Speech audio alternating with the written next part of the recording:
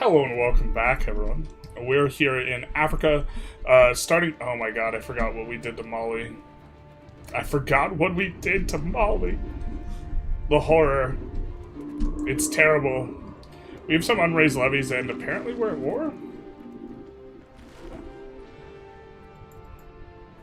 Oh my god. There's something on my screen that's not on the stream. Just says close in a little white box. That is going to bug me so much. What is doing that? What?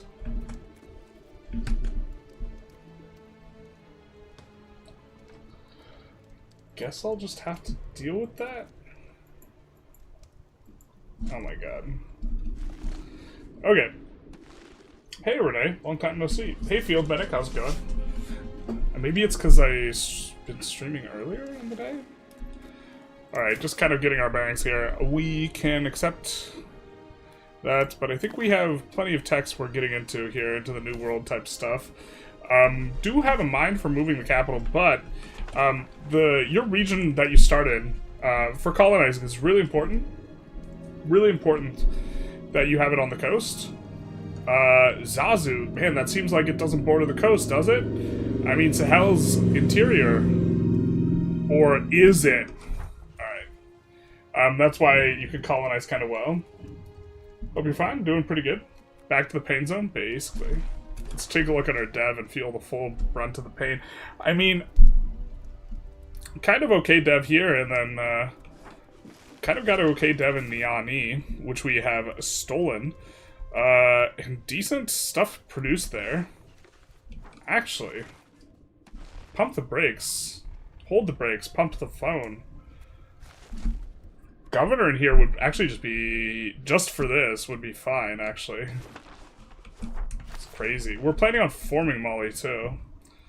I think we have a truce with them currently. I think we just ended the war. Yeah. So I guess we'll take it on pause. And kind of see where we're at with some things.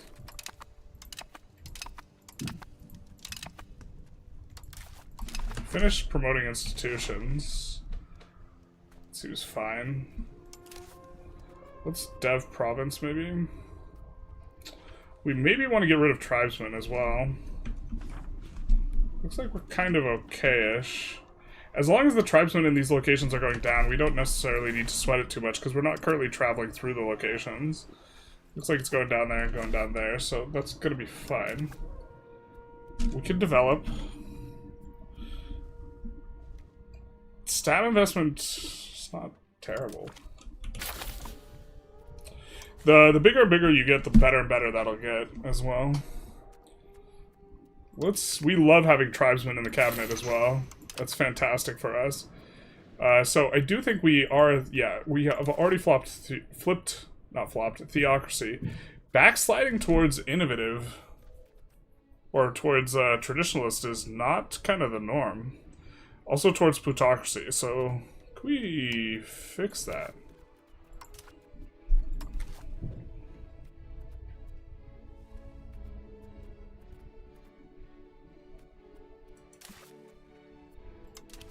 I don't think we could. I think we were just tolerating it.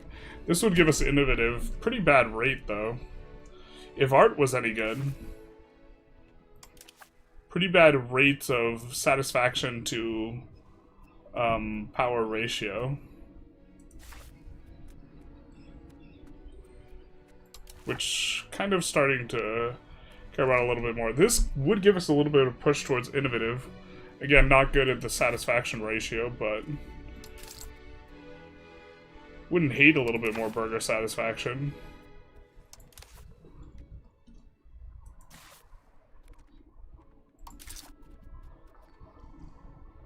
We could use more max tax on these guys as well. I think we'll ignore it for now. Two of these guys, I wonder if they had gone away.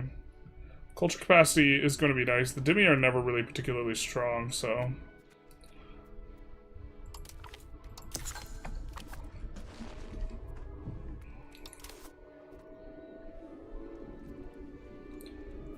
And we're at 3.6 We need some prestige, though, so we gotta wait until after we humiliate someone.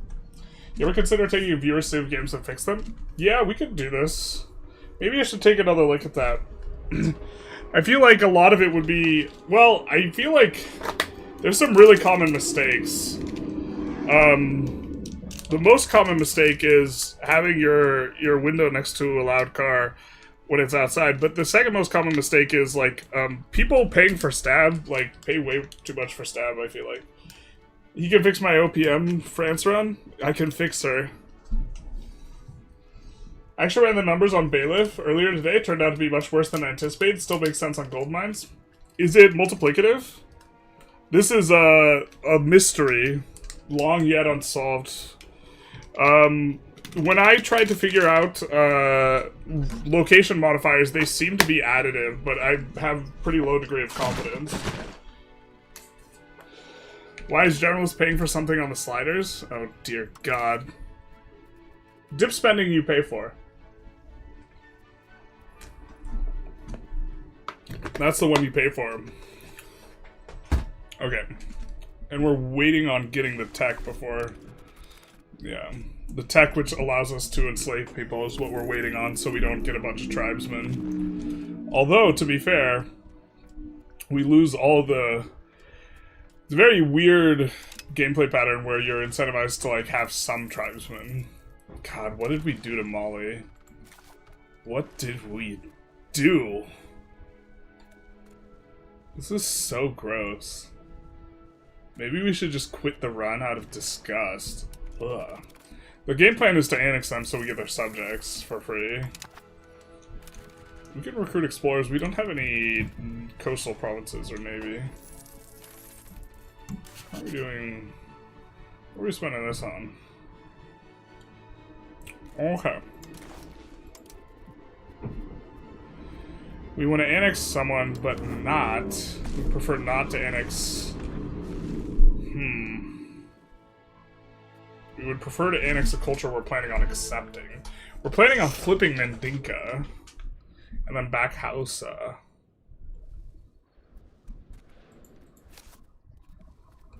I think we were planning on accepting Yoruba. And then, okay, we can't... Got it. That's why we're improving relations with everyone down here and why we can't annex any of them. How's the dev going? Jesus. Oh, and it's jungle too. Oh, look at its dev equation. It's minus 65%. And then they're using dev province. Oh, it's only getting 0.0047. No, no, no. Alright. I need generals to fix my markets in the Barat run. At some point I just gave up.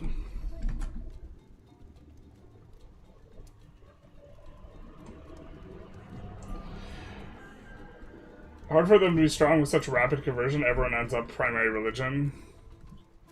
Even if you're entirely Dhimmi, it's like always a weak estate. Wouldn't object to starting a new run. It's not like there's anyone that's remotely a threat anymore. Yeah, I kind of wanted to figure out where the best capitals were in this region, though. Trying to finish out the series on Africa. But, I mean, if a lot of people don't want to see any more of this... We could swap. I think there's stuff to do, though. The stuff to do is invading Europe. And going north. Like, West Africa is locked in. Yeah, that much is true.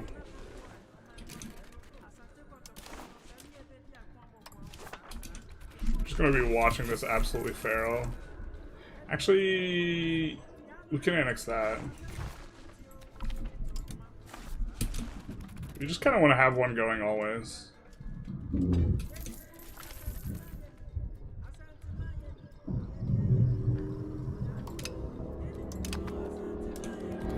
Should we pay for the prestige slider out of spite?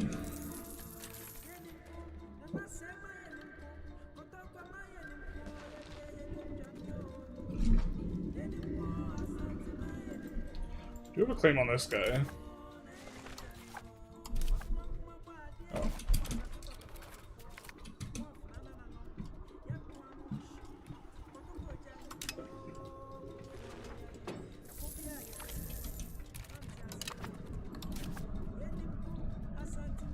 Oh, are we not taxing them as much as we can? No, we are. We'll set this to just kind of be break even. We want it over 1% so we could hit the parliament. What do you think of Oyo Ile as a capital?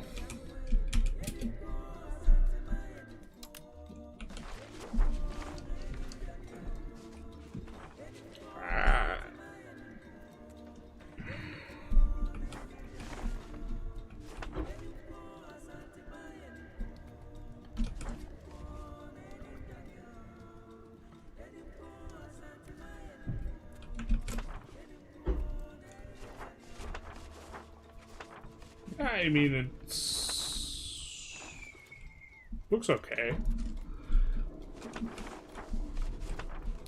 I think that the issue with it, if I were to have one, is it's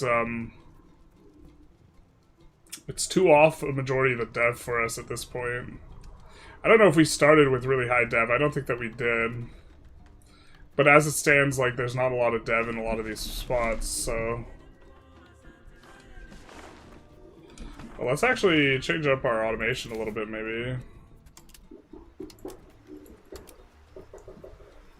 We are concerned with subjects, right? And we're starting to get quite a bit of money, starting to... Bueller?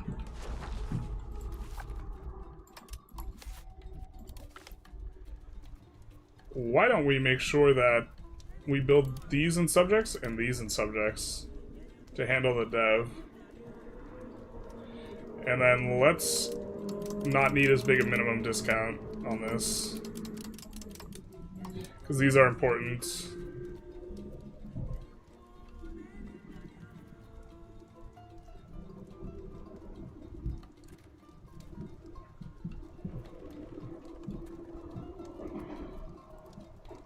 And that should be good.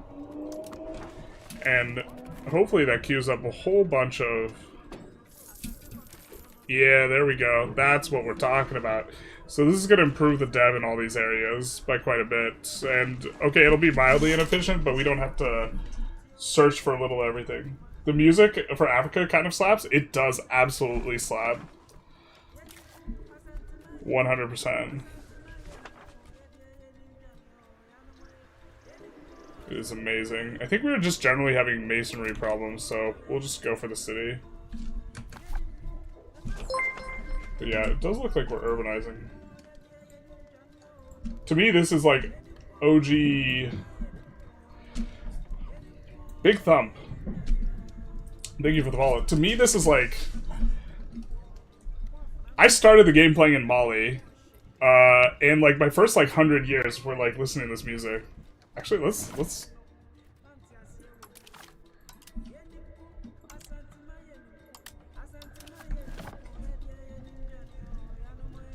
I really do love it. Okay. What are we doing here? There are no levies. Are these mercs? Oh, they're mercs that were, like, trapped, I think. Are we renewing them? Why?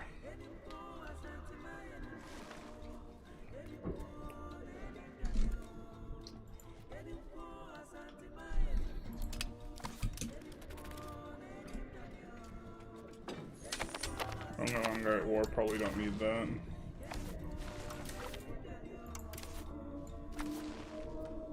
I think we can let the Goon Squad handle that.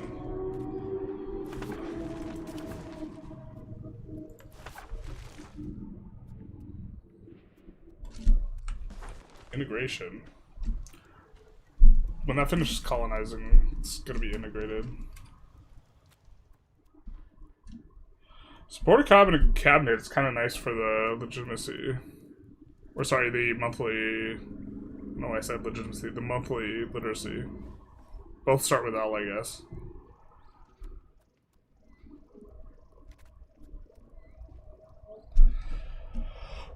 Oh, I guess we want to push defensive just in general.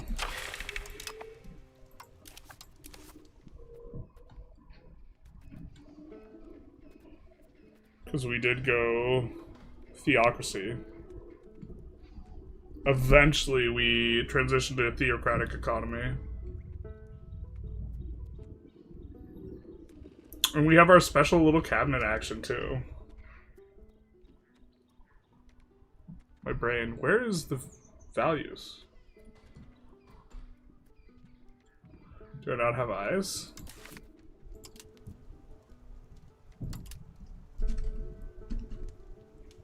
What? Oh, we're currently encouraging capital economy. Got it.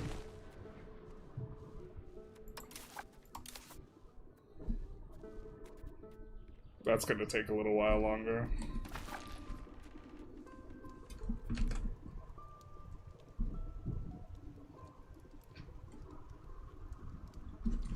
Border war is considered a war crime under the Roman Statute International Criminal Court. Womp womp. I tend to watch loyalty in a way, but in sense, this will be 6 hours of consolidating West Africa and annexing subjects. I mean, if we were gonna start a new run, I really should have like titled it and had a picture for a new run too, though.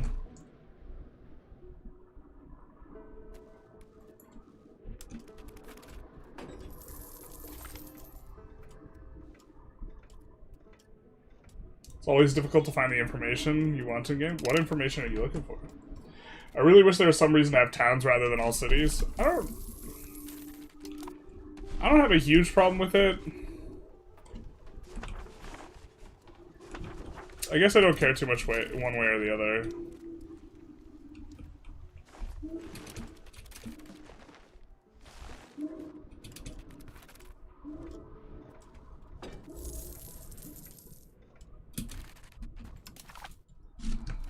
If they don't annex that, I'm gonna be very upset. I'm gonna write a sternly worded letter. It would definitely be better for us to form Ethiopia, but try to form something new. What religion are you? Okay.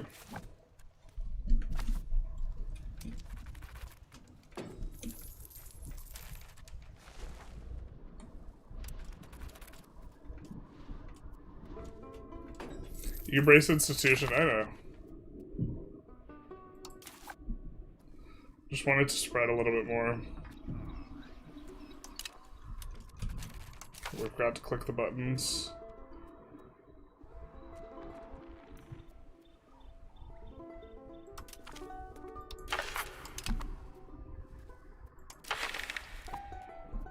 Let's do tax exemption in exchange for the stab.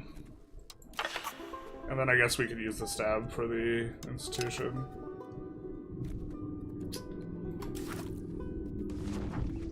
Yeah, it's just letting it spread a little bit more to higher pop places, but it's really not that big a cost. The research speed is probably worth. There's something to be said by preventing it from being spread to other people, since we're not planning on researching some of that tech anyway, but just doing it for the research speed maybe makes sense. We will have native policy soon. Seems we have a Sherlock in the chat. Why don't you abuse coalitions, not your thing? What, just war as quickly as possible? I mean, at a certain point, we can't integrate fast enough. But...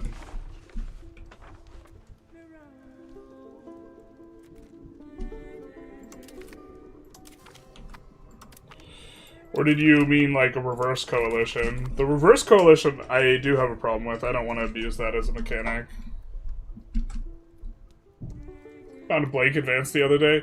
It gives government power of some sort, but not generic government power, so if you're not the right government, it's just blank, is probably what it is. There's a lot that are like that. I have been playing with Portugal and almost done with my first playthrough in Age of Revolutions. QQ, does the game always devolve into war every few minutes? France hates my guts, and so do the Muslims. So there's like a massive like 80 relations malice between Muslims and Christians. They're just like always hate each other. But France, you probably got enough antagonism or whatever that that's just going to be a permanent issue. I assume your colonies are rebelling too. Is part of it.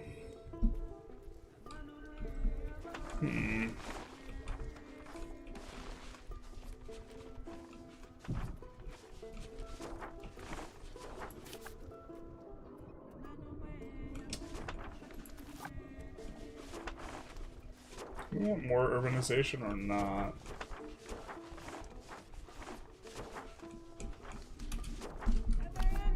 Kanem's not the best.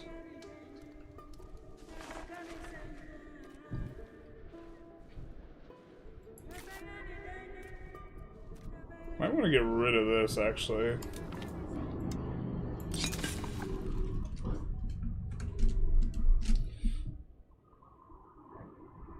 Even if other people get it, you'll just recruit their marks anyways. Yeah, but we could prevent them from... Yeah. Actually, yeah, that's just how it works. If you're a great one, you should culture flip to get... you will no longer get red turban events, meaning the most powerful nation with no breaks is the thing.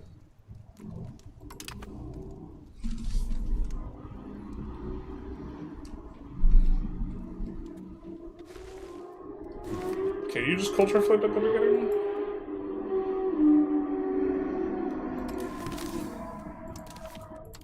Oh no, I clicked the wrong one. Son of a bitch. I meant to click exit to menu. Do you think I have to restart my computer to get rid of the close thing? I just wanted to check real quick. At first I tried winning the war and leaving them alone, but they keep declaring, so I just take stuff from them. Feels like it should have a self-preservation mechanic. Yeah, where they just like blender themselves on you. I don't know.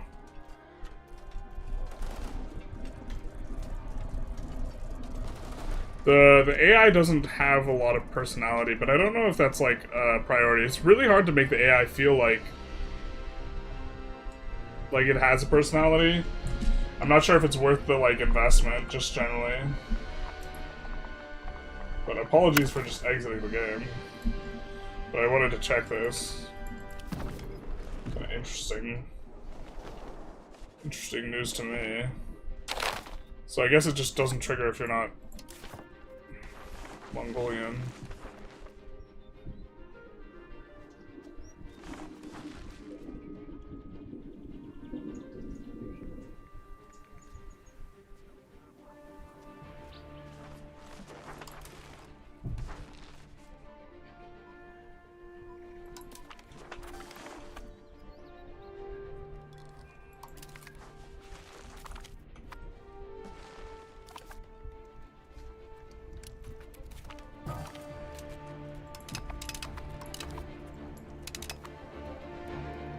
And now red turban won't pop.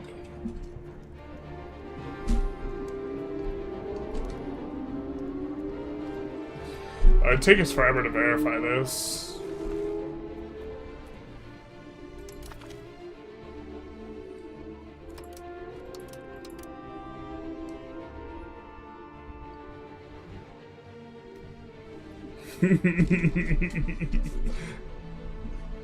That's just a requirement?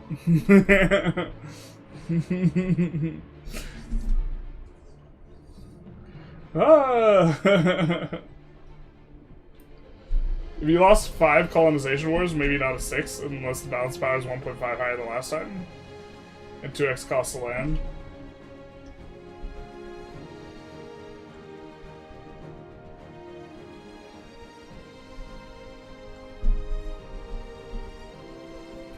You don't get any event to the lead up? Yeah.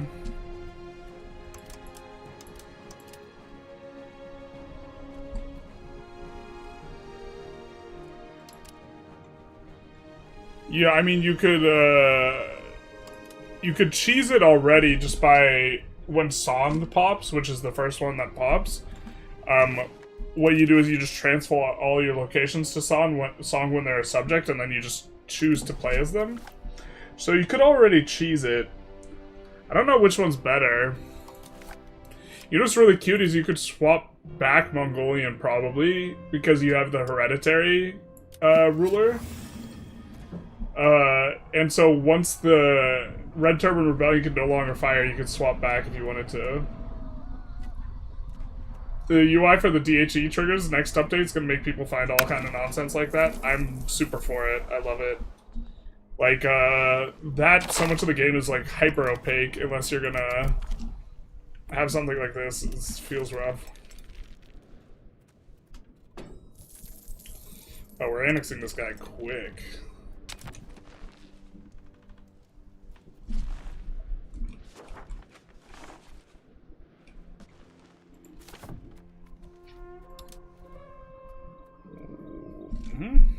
Oh, we're at war. I was like, Nani? And he was like, Nyani. The market. It's right there. But yeah, you could cheese it already, but...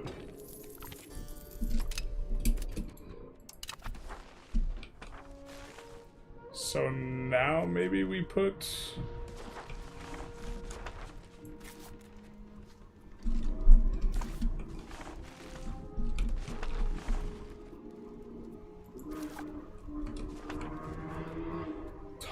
There's so much pop here. Again, continuing to just kind of have masonry issues.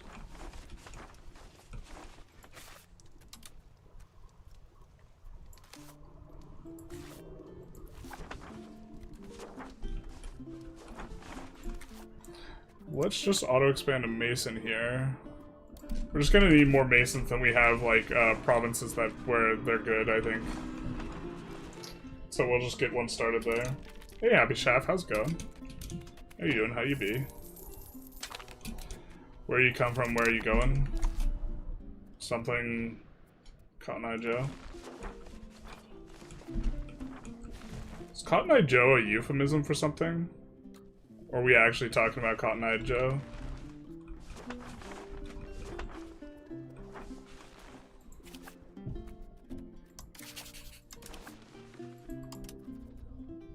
Where did he come from? Where did he go?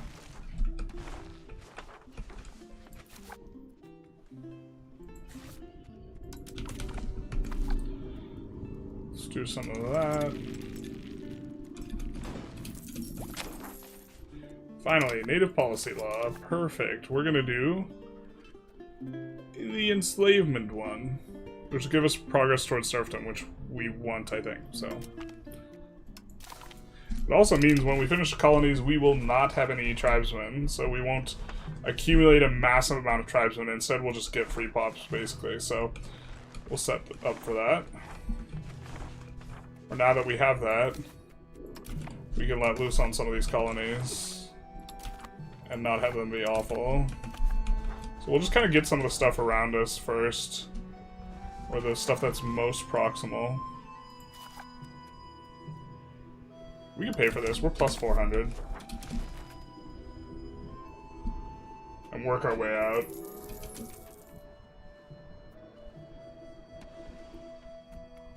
Euphemism for your face. Man, you got me. Ever put too much thought into Cotton Eye Joe? Aren't you curious, like, where he came from and where he went?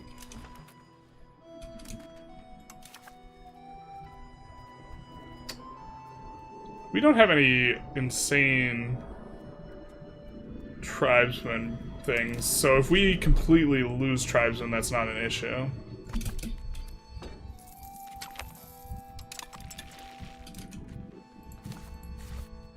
But... we'll start buy network here.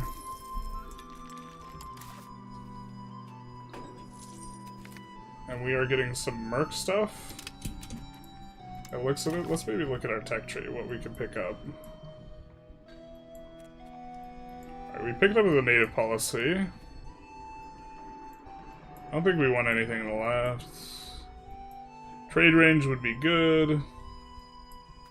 There's some trade range here. It's through a few things though. We have some amount of iron. The iron bonus wouldn't be terrible. Right for the burgers. 106. We already have paved road.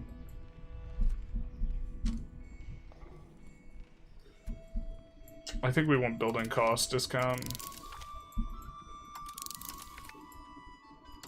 Let's go for that. Kind of a big scrum of a lot of stuff.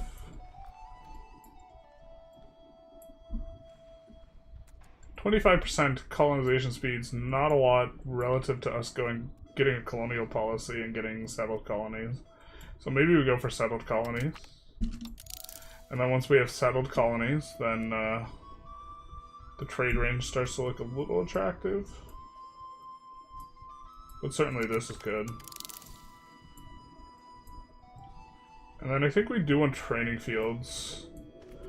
We currently can't explore because we don't have any source of manpower.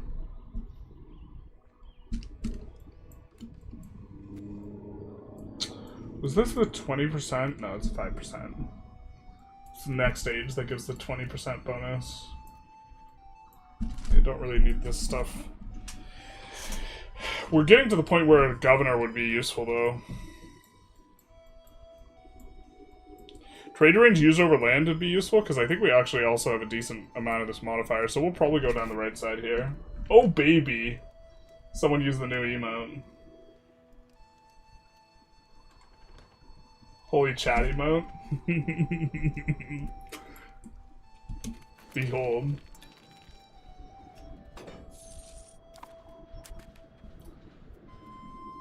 Feel like it could have a racist past with the cotton and all. Yeah, isn't Joe like a derogatory nickname for African Americans from like the time period? Maybe that's what it was. I've never heard anyone problematize the song though, so I kind of think it's not, or I would assume it's not, because boy, I've heard a lot of people problematizing a lot of things. Often appropriately, but sometimes it's like, come on now. Like, I remember when I was attending university, there were people who were making the argument, or it was like a discussion in the discourse whether or not Native American was offensive, and that pre-American would be the more sensitive term. And I don't know, I guess hearing from the Native Americans would maybe be a worthwhile thing to see how they feel about that, but like, if they would prefer to be called that, but like, the people as a whole, not just like an academic who purports to like represent them, type of thing. Pre-American is a little bit more precise, but when you say, one of the problems with like changing words though is it like inhibits discourse. It makes discussing things more difficult. And usually when someone says Native American, they're trying to be respectful, right? And so often when you introduce like new language, you insert this thing where you need to teach the person the term, they have to accept the term, they don't know what you're talking about when you just use it. But pre-American seems more appropriate, or it seems more accurate, not necessarily more appropriate, because it was not America before the Europeans got here.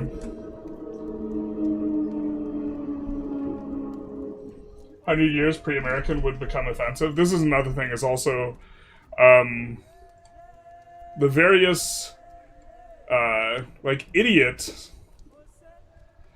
was the offensive thing which precipitated the insertion of the R word in the DSM for the technical diagnostic as a non offensive word. And I don't say it because, like, brother, I don't need to say it. More so than I think it, like, is deeply problematic or something. Oh man, we get School of Zazu.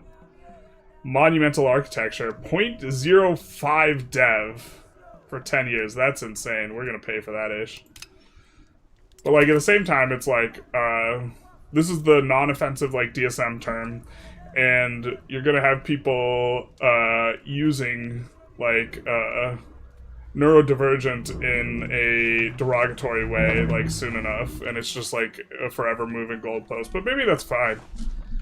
Maybe that's okay, but I feel like so many people who were into like policing other people's language just like weren't, they have like no historical like perspective on how like language has evolved over time, and they think that the things that they are saying are offensive has just always been offensive, and that's like just like not the case. We're paying quite a bit for these colonies, but maybe we can pay for some more.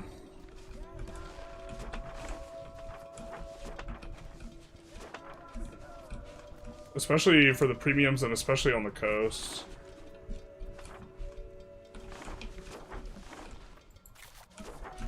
Especially in the coast where the pop is low. Yeah, so let's get on this if we can.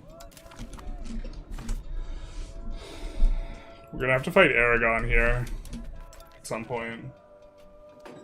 Where do you get the chair emote from? Well, so there was a discussion on Twitch. I streamed on Twitch. I know you're on Twitch, but for the YouTubers. I streamed on Twitch on my other channel, for my other channel's YouTube, my Ideas channel, and we had a discussion on what is a chair. And then I made the what is a chair emote. That one was pretty straightforward, easy to make. Native American equals native to America. I don't get the lack of precision. Well, it wasn't America before the Europeans got here. Is the idea. Cotton Eye Joe has its roots in 19th century American folk music with origins linked to blackface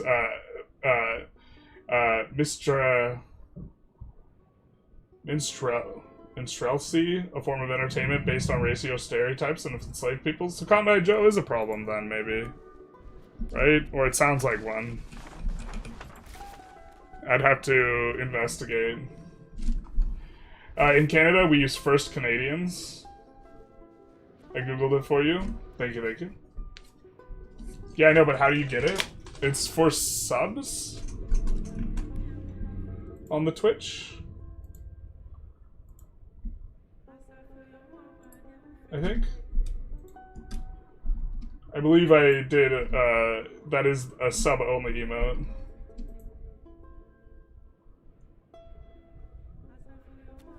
Cotton Eye G. Now I'm offended. Not like this. Not like this. I apologize, Mr. Rock and Roll. Problem is American big double continent with many different native cultures where Indian only references North American natives. Does it really? Is that the nomenclature? We weren't human until we called ourselves American. We weren't human until we called ourselves American. Asia wasn't Asian until we started calling it Asia. I don't get, no, I don't think the logic holds ground. Yeah, I think that I'm not arguing for pre-American. I felt that was, an exercise in, to some degree, of frivolity and also just like, philosophers like to argue over language and use kind of a very weird way of talking about things that I think is hostile vocabulary towards people who are not within the discipline. Like, they just make themselves harder to understand. And I think it's like somewhat performative to like sound more intelligent almost, if that makes sense. And so, I'm not thrilled with it. Subs unlock the channel emotes. How did this emote come to be in its illustrated form? I made it in Canva. I got a property, I got like a chair art, and I got a question mark, and I went, well, bam, put them together. Hostile to reality? No, like the person you're talking to. Like, I mean, I don't think there's a one-to-one correspondence between words and reality. It just... Words allow us to communicate concepts to each other, and your idea of dog and my idea of dog aren't perfectly aligned, but they're close enough that we could talk about dogs and this type of thing. It's like a medium that's like not perfect, but it has a bunch of utility. And when you start undermining the utility by talking in a way that... You shouldn't talk in a way where you don't think the person you're talking to will understand you. Right? If you do that, you're an asshole, I think. Like, if something is the correct term, but you know the other person won't understand it if you use the correct term, then you need to have, like, a reason to use the correct term.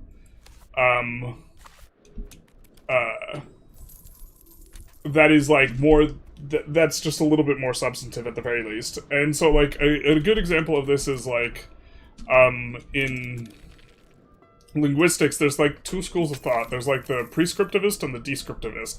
The descriptivist says language and words and this type of stuff, it means whatever and however people use it. And the prescriptivists say, nope, these words have definitions, the definitions are always true, this type of thing. And the prescriptivist school of thought's not particularly popular, but the example that always gets used is the word decimate, which has a technical definition, like the historic definition. To decimate something means to reduce by 10%. And historically, decimation was a punishment for army units and this type of stuff during the Roman Empire, where they would just kill 10% of their guys. Right? It was a punishment to get decimated. Now it means to basically very nearly destroy. So in terms of how people use it, and if you use without, but you know, like, if you know the definition of decimate, like the actual historical definition of decimate, then you know the colloquial definition, how most people use it. If you use decimate to mean reduce by 10%. To someone who you are not sure uses and thinks of the word decimate in the historic definition, and I think you're an asshole. You're like, you're confusing someone for some performative, like, you seem smarter than them type of way. Yes, those are the emotes. I do want to replace the Mummy's Pie one and the Loud Car one. I said, I meant to say they're also called Indian because Colombia's genius thought he landed in a target of India. Kind of funny. It's stuck till now. Yeah. I'm impressed you did anything using the Twitch features. Next up, I think spend channel points on. So I thought about get a grip. I might set this up even. Get a grip and then I do the grippers. This is 200-pound grippers. But here's the problem, is if I set that up now, there's going to be someone in chat with a whole bunch of points, and they'll repeatedly redeem it. And I don't have that much of a grip on the sanity or this type of thing. Reminds me of the chair debate. With the like, not one-to-one with reality type of... We're, like, we're simulating reality in parallel and using words to describe that reality, which is just like a simulation in our own minds, but it works well enough. It works well enough without people being assholes about things. And I don't know. There's a lot of people, in my experience, there was a lot of people in philosophy that, like, confusing someone else made them feel smart. And so they spoke like assholes. Don't know the precise definitions, but the main argument is why some Indians refuse to use the term Native Americans. Yeah. The point is communicate, the communication needs to be understood. Yeah, this is my, like, main idea is, like, and why I've discussed it before, like, when someone asks me about religion, I've mentioned that I'm an atheist. If I'm talking to, like, someone who's not an academic, I'll say atheist. If I'm talking to an academic, I'll say agnostic. Because there's a technical, like, definition. But, like, it's not the case that one answer is, like, better than the other in the abstract. It's that, like, the context... you want to communicate accurately to some other person. And the context actually determines what communicating more accurately will mean. And if you're just, like, stubborn about, like, perfect definition, it's like, mid has gotten a similar treatment to decimate. Yeah, mid used to mean, like, actual, like, in the middle, right? And now it just means something sucks. Language is based on the definition of the time and culture, but they have definitions, they just change. Yeah, that's kind of like how you use something is what the... Yeah, that's the... You would be a descriptivist. Like, the words mean how people use them. Which seems, like, fairly straightforward, but that means, like, there are implications, there are broader implications to this, which mean, like, If someone wants to decide to start using it, if a group wants to start to decide to use a word in a different way, and then it catches on, it's like, that's what it means now, baby. And some people hate that ish.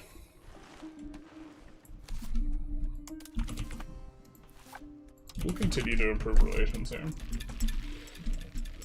Talk too much, Shiny? Rap God now? I'm not warmed up, but... Not Spain! I'm human, what I gotta do to get it through to you, I'm superhuman, innovative, and a made a episode of anything he says ricocheting off me, and it'll go to you, and I'm devastating more than ever, demonstrating how to give a motherfucking audience a feeling like it's levitating, never fading, and I know the haters are forever for the day that they can say that they fell off, they'll be celebrating, because another way to get them motivated, I make elevating music, you make elevator music. I'm up to 32k, so it may be me. 32k what? Wait, what? Oh, the channel points? Yeah. And then, like, I just, like, my forearms just get blasted. Maybe that'll actually just be a stream. Like, we're just like, let's get this out of the way. The forearm stream. Where I let people, probably for like 1,000 channel points, not like this inky dinky 100-point channel points. Streamers, when they start out, they make everything too cheap. It's like, no. This is not the way you're supposed to do this. Let's actually just renew the mercs. I'm pretty sure they're cheaper to renew.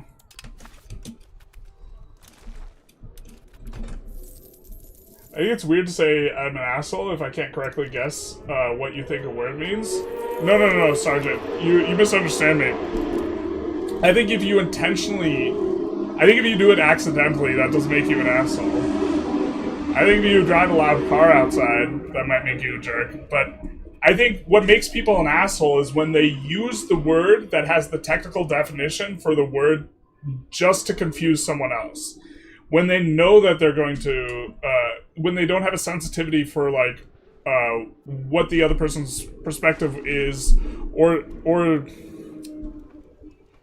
when they intentionally miscommunicate to someone with someone, and their motivation behind that is, well, that person doesn't know what the word really means, so if I miscommunicate with them, that's on them. And, like, I think that makes you a jerk. Like, I think that you should be trying to communicate accurately with your words, not try to make other people wrong.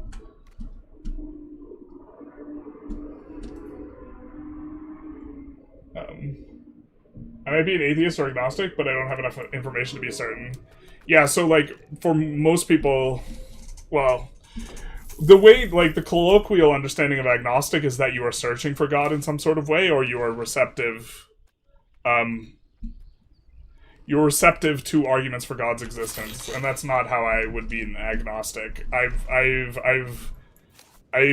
turned over enough stones. I'm done turning over stones on that topic. I'm not interested.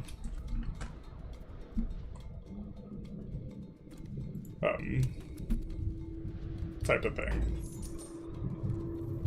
Getting a lot of counting houses. These will add pretty good demand into the market.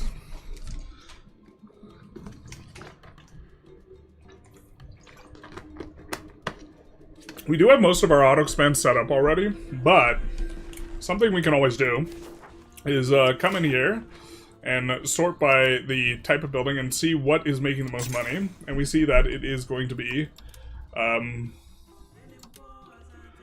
these buildings. So we have auto expands going. This is true. A lot of these are cities, and they actually won't expand properly. The masonry, though. Masonry! Alright, let's see about adding masons. Yeah. As we feared. Okay, let's add masons in things that we're not urbanizing because they have good food RGO, but maybe on the chopping block for urbanization. Because they don't have a river.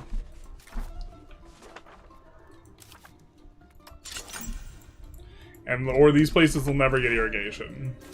And we're just looking to kind of add more than, like, get it perfect. And then the clay is maxed out already.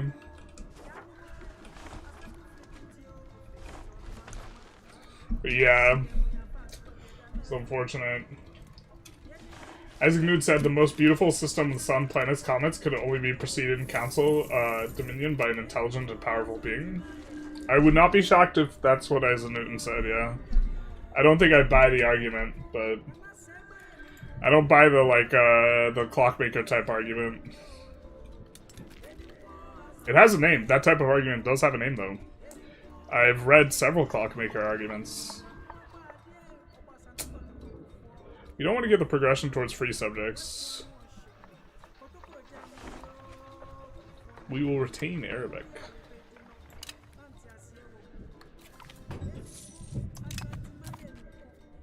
So is there a spreadsheet for cultures in EU5? I do not have a spreadsheet. And Nietzsche's concept of the Übermensch as an ideal of humanity that rises above base instincts to truly become good states so that we no longer need the idea of heaven because we create it on Earth. I don't think that that's a good way of capturing Nietzsche's concept of the Übermensch.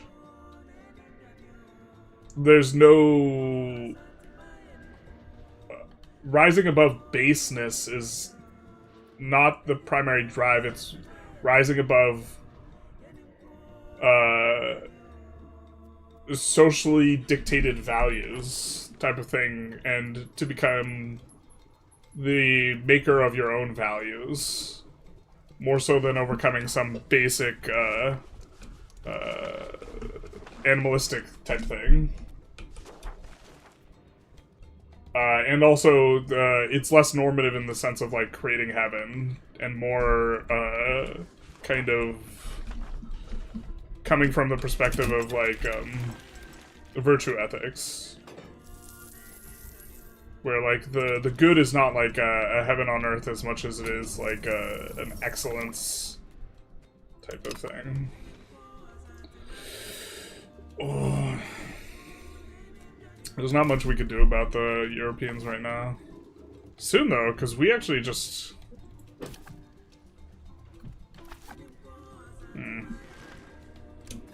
We'll deal with Mali first, I think. We have a ton of gold, though. We probably could fight Aragon.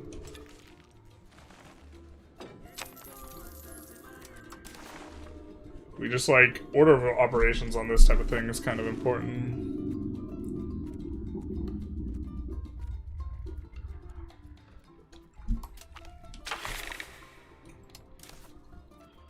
We will go towards innovative. 10-point channel redeem for an hour of screaming and farting. There we go.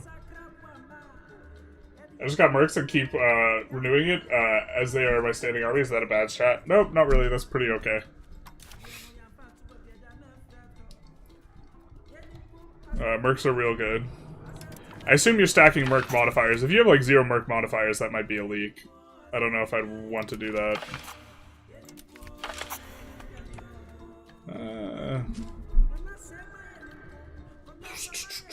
We'll take the additional taxes, I think.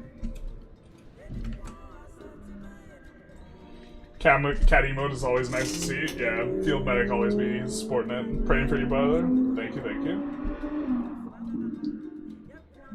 Why do you dislike the loud revving motor engines on this planet? What do you like more? Dislike more? What do you dislike more, like loud revving or motor engines on this panel?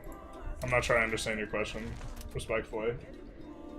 What do you dislike more, loud revving motor engines on this panel? On this planet? Yes, you only give me one option. I can't say which one is more. I still throw out anti-theist, but it's not a phrase for mixed company. I'm decidedly not an anti-theist. Like, I think that that's just a different form of intolerance. I don't have a problem with people who are religious like at all. I have a problem when they are evangelizing, but projecting that I would not want to project evangelism onto all people of all religious people.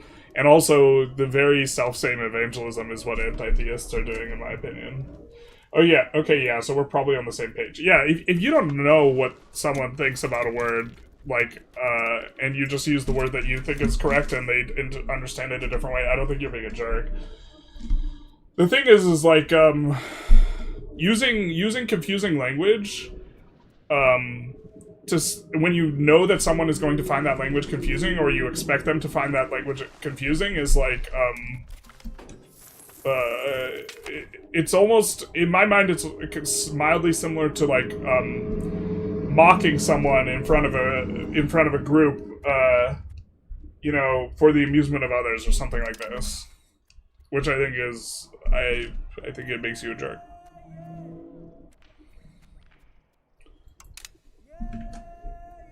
Will you move the power base closer to the Gold Coast? I don't know. The thing is, we have a lot of cities up here. We have a lot of pops up here.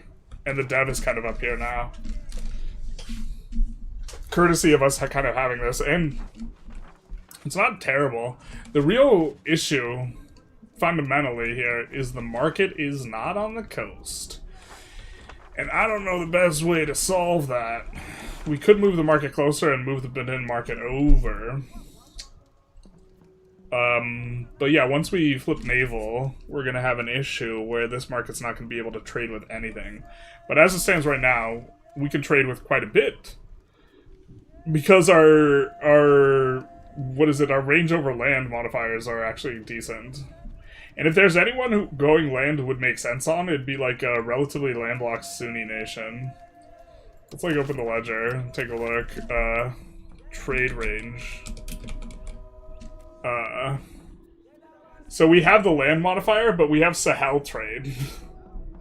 Which really offsets the malice quite strongly. Sahel trade is a very subtle tech, but it's very strong. And I don't think this is Muslim. This is Africa. Stay winning Africa. And this makes it so that this is like increasing our trade range over land by like 20%. The thing is, we have this massive malice overseas. But even still, we can trade with like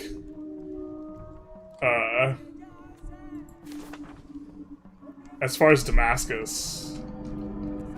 Mainly because it's over land to get to Damascus, but we can reach some of these other markets. It would actually behoove us to reach Naples because we can trade with them. But trading through here actually might be better than trading through the coast. That tech is just so strong. The discount modifiers just in general are very strong.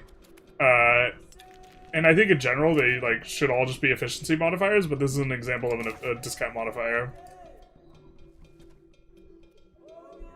You can't really stack that much of it though, so this one's not really an issue. Jesus owned a Honda but didn't tell people about it, for I speak not of my own accord, basically. I remember I took a human geography course, and it was like a 2,000 level course. Rudely Awakened, the second week, where we had to write a paper about, a paper in queer theory.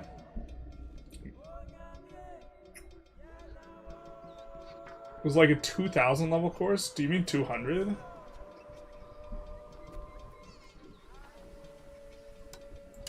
Yeah. I don't really have a problem with representation. I think that, like, it can get overdone, though. I don't know. I guess I would need, like, the context of how that's relevant to geography. And I'm completely lacking that context.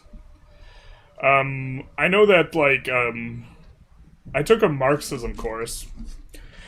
And I actually had an issue with someone who brought up race, and not really because they brought up race, but because they brought up race literally every single class. And it's definitely relevant for Marxism. It's like contextually relevant, but we were specifically reading a thinker who opens up his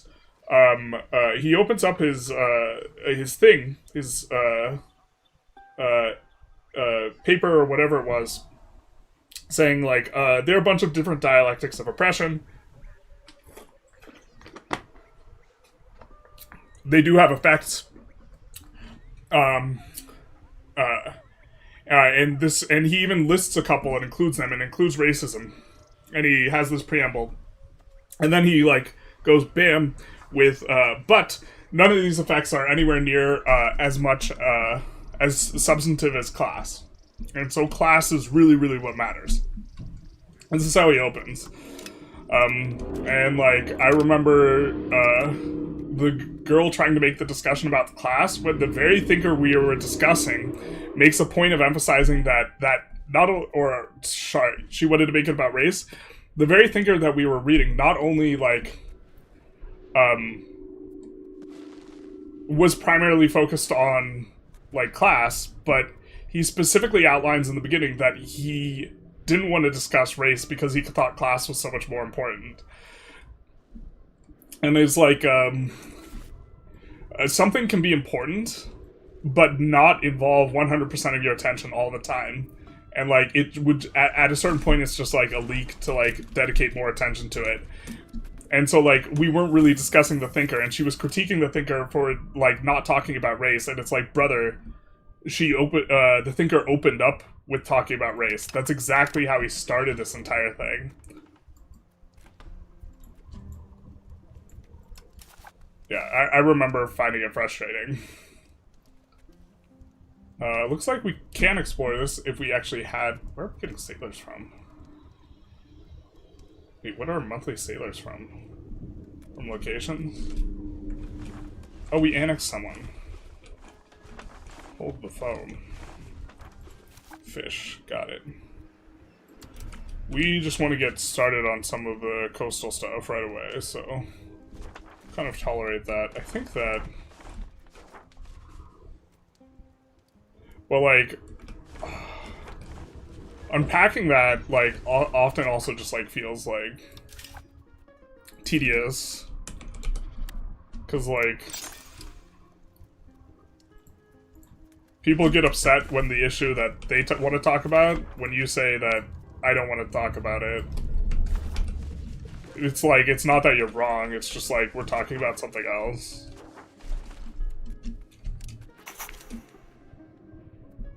Because, I mean, I think I generally agreed with her on a lot of things. Alright, let's go back to pushing.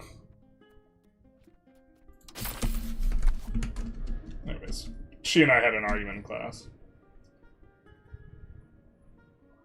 What do you dislike more, the loud revving engine? What do you dislike more than the loud revving engine? I don't know. Hypocrites. Hypocrites are the worst. The cam seems wrong? Oh my god. Oh, I hope I'm not still fuzzy. God damn it. It's been having more and more issues. I think I probably just need to get a new camera. It just, like, loses focus more often.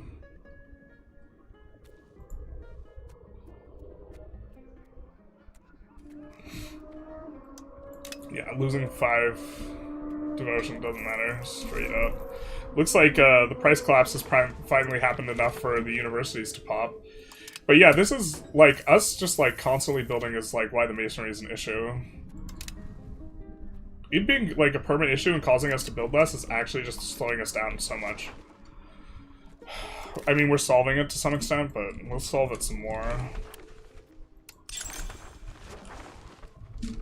This is the wrong... Sometimes your control gets, like, stickied. It's like, okay, this is what we're looking for. Just where we don't have rivers, we're just going to start putting it. Rivers are a little bit more pressured. In regards to, like, you wanting to put a bunch of stuff down. So we'll add a bunch more masonry there as well. As Delhi, if you take the option to go to war with Yuan, you cannot declare the war because they are outside your Diplo range. That's hilarious. Oh no, I took the wrong course. I mean, if you said instead of geography, geology, and then your first thing was doing, like, I mean, most of the emphasis of my program in philosophy, for, like, a lot of the professors was, like, race, class, gender, this type of stuff. But, like, I don't, so, like, and I definitely selected a lot of courses in that vein, but I don't know,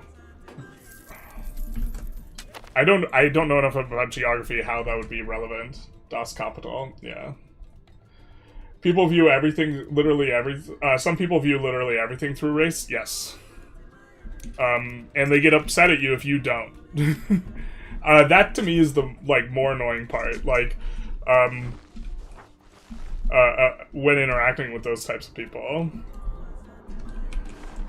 So we had one of these like colony locations finished. Since we have the new colonial law, we should have them be no tribesmen when that one finishes. Instead, they all become slaves.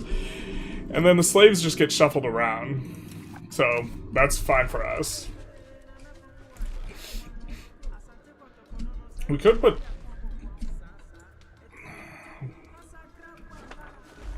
I'm just thinking of auto-expanding right now.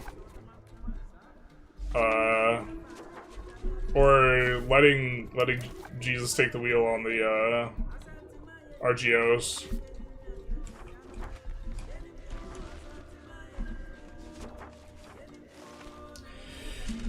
The nobles like to expand the RGOs. I feel bad, like, clicking it up, but I probably am just, like, underdoing it, generally.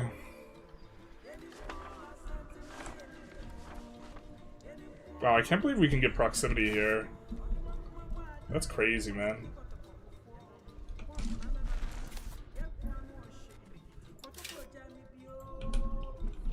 Oh, we can't build a governor there yet, because we need to get a land connection. Alright. Soon. I think we have one with these guys. I almost want to attack them later. I guess we could do this. We still gotta catch up in chat, though.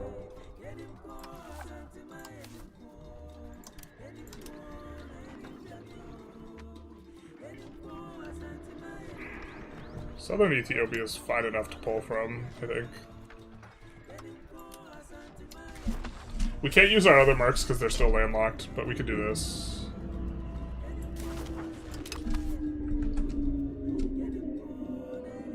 Sorry about the camera, guys. I stick with land-based based on where you are. The extra 20% makes the capital and land governors feel like they pushed so far.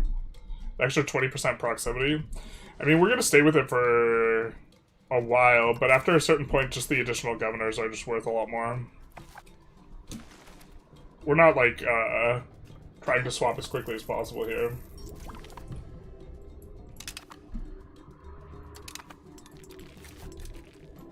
Oh, that wasn't our dealer? Did I not,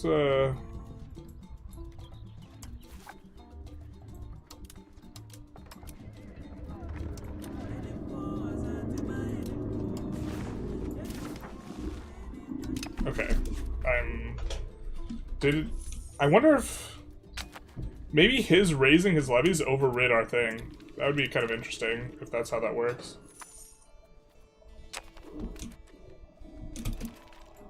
Alright, well, probably overkill, but I think we win this. I suspect we win this. Do we win this? We have way more guys, right? Right?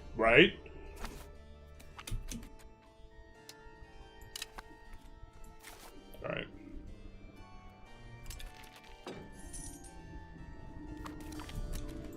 We're definitely gonna try and steal some maps here. Out of curiosity, what would you say is a better form of will? Spain or Italy? Spain. Probably.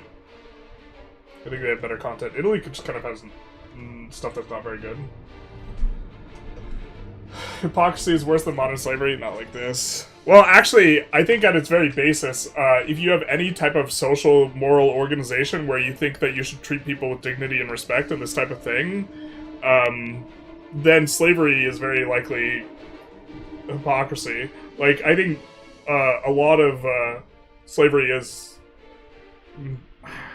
I don't know if I'd want to say it's categorically hypocritical, but, like, you have to view the people you're enslaving as not a member of the human race for it to not be, like, logically inconsistent.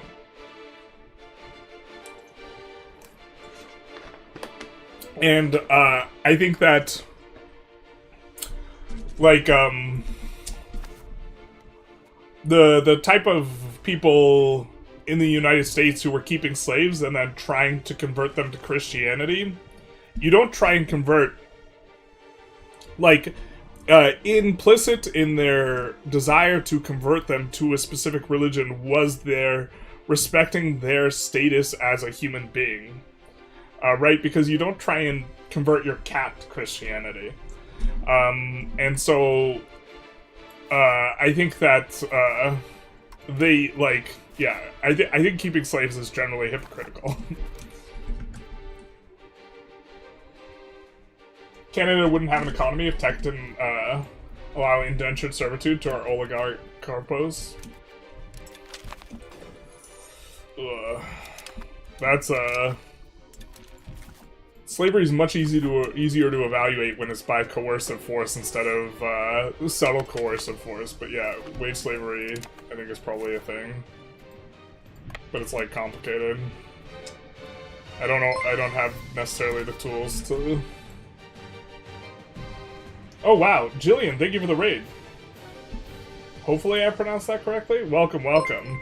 Oh man, you guys got dropped into something. You guys got dropped into a discussion on morality and slavery. I don't know about this. Raiders are always getting dropped in on, like, sus discussions. Time to cancel generalists. Thank you, Shucks Gux, for the follow. Thank you, Mies Love, for the follow. Much appreciated. Welcome, welcome. We heard you were drinking piss. When am I not drinking piss? Excuse me.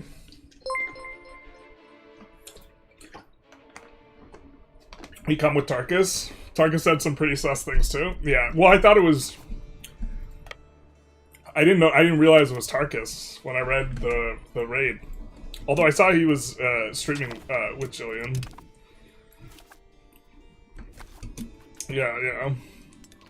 The playing CK also. I mean, let's be real. The CK, like, listening to someone play CK and talk about playing CK and not realizing what's going on, just like, that is very sus. You're like, I gotta impregnate my mother. And then people are like, excuse me? And then you're like, it's clearly meta. And it's like, uh-oh.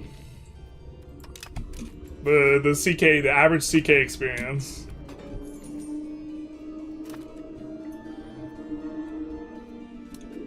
I talk to my cat about all kinds of things, like Jesus and gun safety. Maybe I'm barking up the wrong tree. Or whatever the cat equivalent metaphor is. It's not worse? That's not worse? Perfect.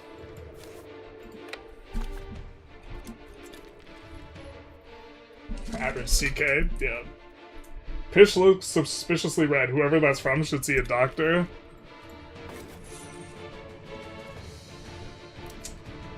Pretty sure you're just supposed to drink it and not complain. This is the way of the piss. Oh, we are taking slaves. I forgot about this.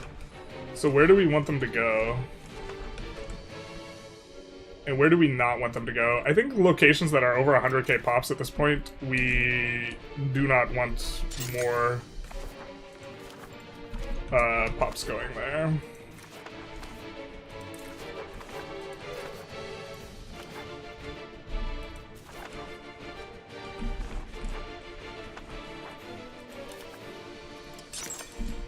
You can do something like that. But eventually we're going to want to shuffle around the pops a little bit differently. Meta slaves? I do love incest for the love of the game. Yeah. They say I have a little bit of an affinity for incest. It's really where I come into my own. I have a friend called CK who does not play CK and keeps catching me off guard. Yeah.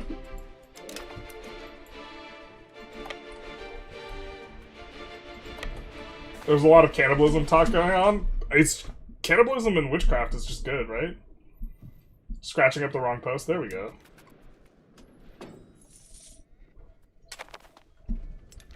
Yeah, you gotta make your family tree as convoluted as possible. That way you just get to have all the relations all at once with your family. They? Oh man, I don't know which they you're referring to. Family Bush, basically. There's a lot of bush. A lot of bush in CK3.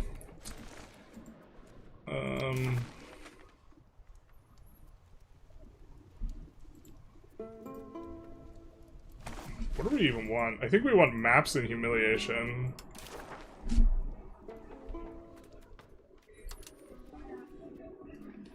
We want a lot of maps, but maybe some land.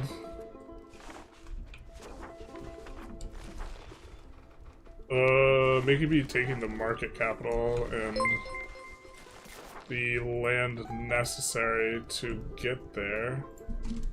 Something like this. And then a bunch of other stuff. Junie loves words? Yeah, me too. Thank you for the follow, much appreciated. Oh, Julian herself. Welcome, welcome. Can you show chat the piss jug? I already showed them. This is the piss jug. It's a recycled Arnold Palmer thing. You gotta stay hydrated. Okay, hello. Gotta go eat. Yeah, that's always what I'm doing. Welcome, welcome. Thank you for the raid. Enjoy your dinner. Wait, what are you having for dinner? You enjoy EU5? Hell yeah, brother. I hope she doesn't leave before telling us what she's having for dinner.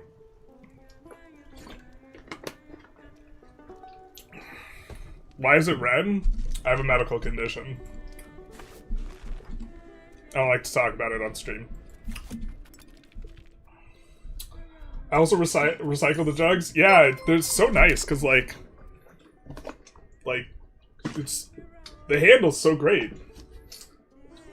It's difficult finding like a gallon-sized thing. You know what I mean? Least Dodger, Jillian, thank you for the follows, much appreciated.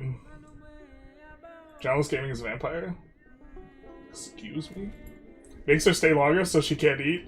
Yeah, I'm glad you're picking up what I'm putting down. I will probably have something frozen. All right, all right, all right.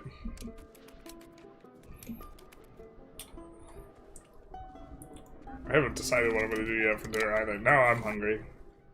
Damn it. Backfired. Eating ice. Womp womp.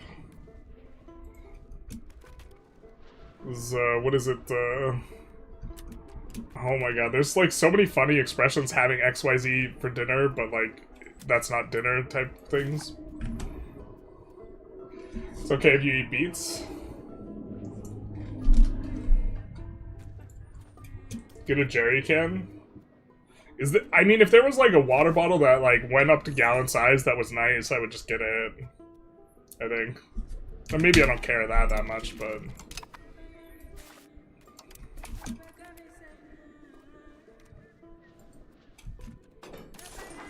Okay, we also want to get a piece of something that can have claims. Oh, that's perfect. Where Simeon will have claims.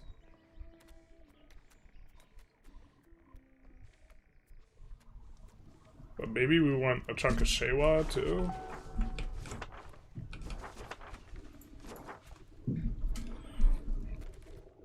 Okay. And then the rest of what we want to take is going to be just I think that, yeah, I'm not going to hyper sweat which maps we're taking. We're just going to take maps, because I think we're going to get all of them eventually from him. And deciding which map is best, like, honestly, just feels super mega tedious. And I'm not into it.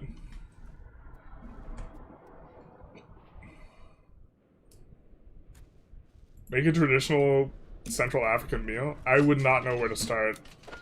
The only, like, African dish I know of is, like, a fufu, I think. Like, where it's, like, the doughy thing that is, like, a vehicle for other things, or something like this. I don't want to incorrectly.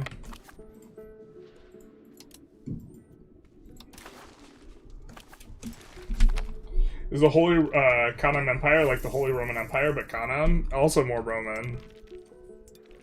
Romans weren't posers. They were like, hey, we're Roman. All the people who say they're Roman but aren't Roman, those are posers. They're less Roman. Thank you for coming to my TED Talk.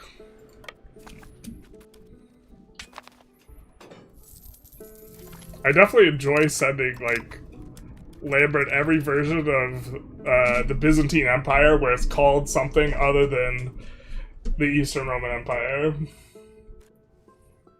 Fake Romans, yeah. They don't eat they don't eat bread from the Guild of Millers. True Roman bread for true Romans.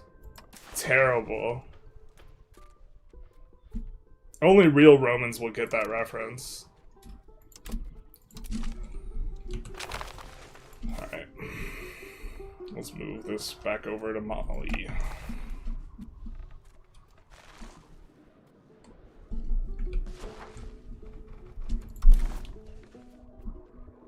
Real Roman references for real Romans. I've never felt more clever in my life. I never talk about it, but... Oh, what's going on here? I think we'll feed this to this guy, because it's not even a full location, or a full thing. I have a degree, but I've never opened it. It's just sitting in the thing it was mailed into me with. And it's because I have a complex relationship with academia where I'm frustrated by it and also love learning this type of thing. But it's actually Schrodinger's degree, because it's either a degree or it's not a degree. I got mailed it. So I'm actually not even 100% sure I have a philosophy degree. I completed the coursework required, but I might not have one. Romani Dorum Ont. More bread for the bread god. Degree unboxing stream? Yeah, the real cool part will be where it has my address on it and I show it to the entire stream. That'll be my favorite part. We're self-doxing today, boys. It definitely was on my Instagram. I think I deleted it. Well, I'm almost...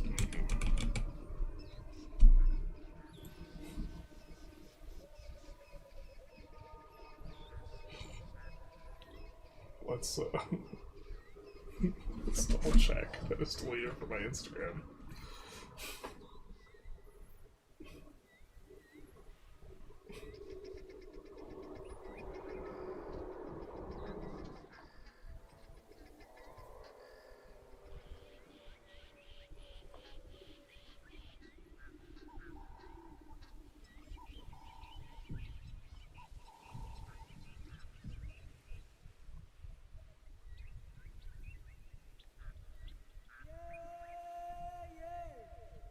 Yeah.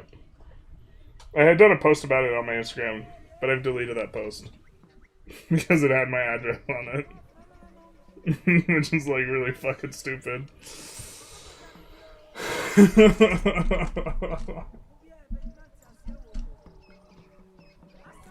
Could be a parking ticket. Could be a parking ticket. Now you're thinking. Alright, since the masonry price is actually coming down, though, we won't add a bunch of stuff to the queue.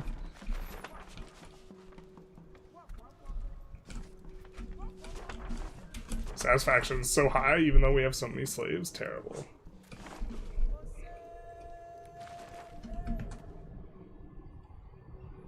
Targus is giving out legal height. Legally 178 salary. I thought Canadians did height in inches. With their, like, fucked up system where they're half imperial, half metric.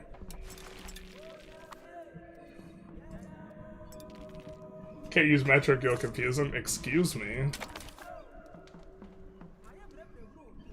I have a little bit more sophistication here. Oh, let's do this one for now, because we're pushing that.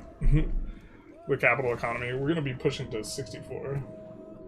Government documents are a metric, but we talk to each other in feet and inches. 5'9", but ID says 178 centimeters. Oh, so I'm like 180 centimeters. Roughly. Or 181, 182, something like that. Brits weigh things using rocks. Insane behavior, to be honest. Until you realize we measure things with feet. How, like... Who is just like, you know what, we'll use our king's foot to determine the size of this. Like, what? Humanity loves feet? Yeah. Foot reveal when.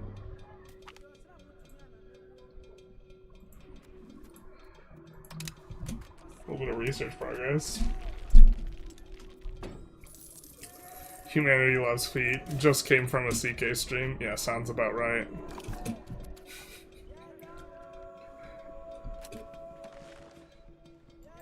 I think our truce with them should be up.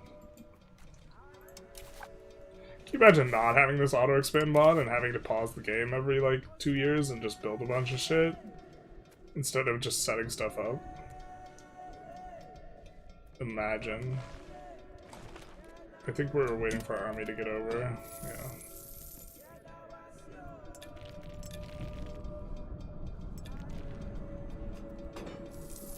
I don't think the people had a say in it, true.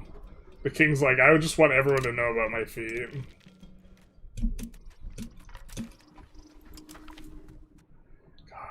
Now I'm like trying not to like the Cotton Eye Joe song is stuck in my head and I'm trying to like not think about it. But when you don't think about it, like, or when you try not to think about something and it makes you think about it, like, don't think of the pink gorilla makes you think of the pink gorilla. And now I'm annoyed.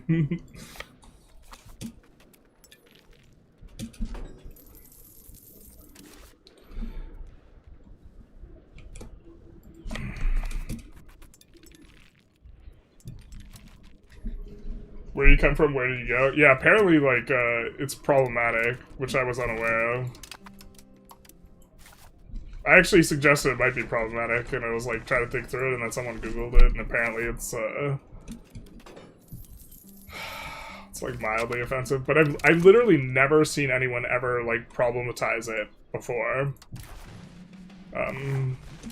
So, a little bit weird.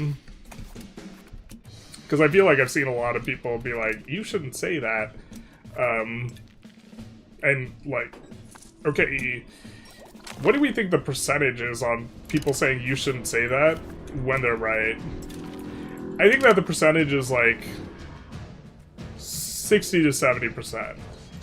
Where they're like, yeah, I mean, that's fucked up. Somewhere in there. And then sometimes people have no idea what they're talking about.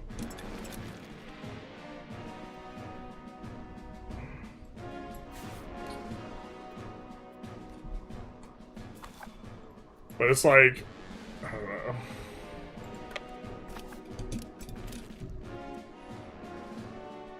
It's catchy, it is catchy. Don't think of Carthage, damn it.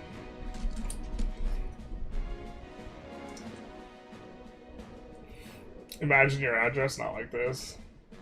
6-7? Yeah, not like this. 60 to 70. 60 to 70 is not 6-7. Come on. Stop trying to make fetch happen, Tarkus. It's so fetch.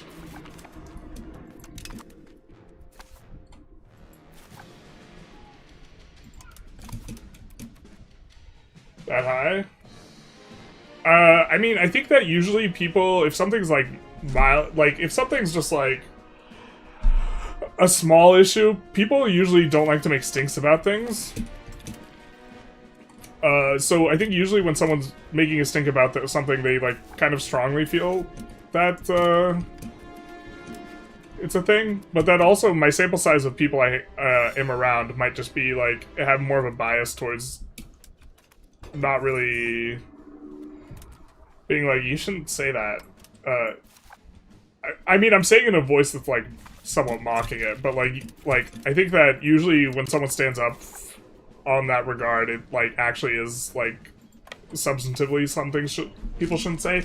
In terms of representation in media, I think it's overwhelmingly like for media it's like 80 or 90% someone being like frivolous or like a Karen or whatever. But like when like IRL, like when you see it, I feel like a majority of the time I've seen someone be like, you know, like that's kind of fucked up. Like that majority of the time I think I agree. It's possibly a generational thing, but where it's something obvious so people avoid it, but the lack of reminders cause people to forget.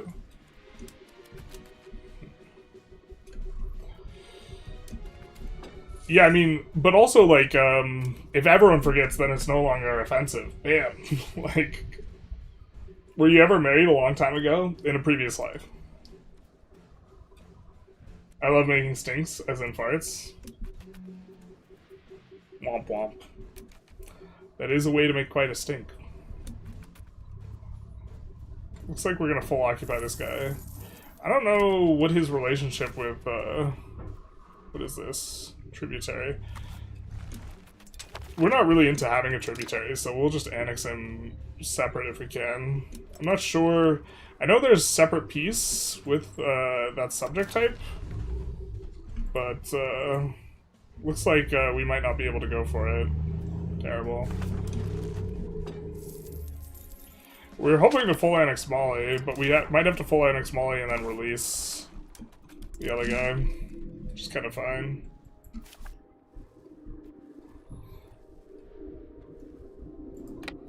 I don't know. One thing is, like, yeah.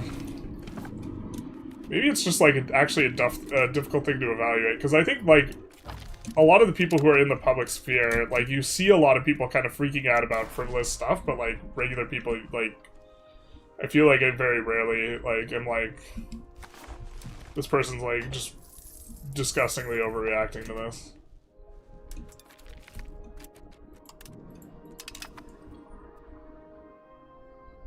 There are also people who like to make a mountain out of a molehill, so it depends on who you run into.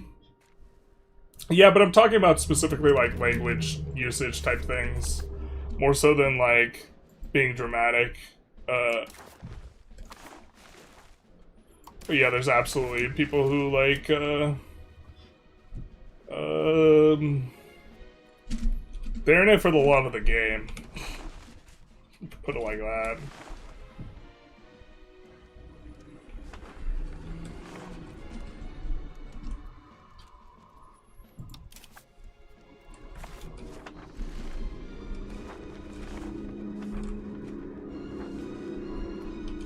Let's do some peasant percentage kind of looks.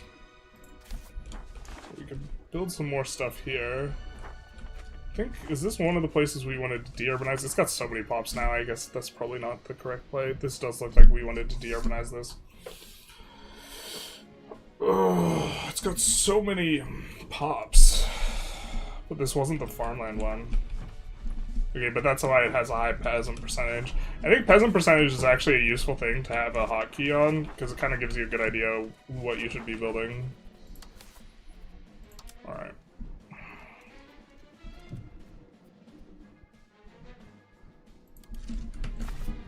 Alright, really expensive books. We'll see if there's a high peasant percentage.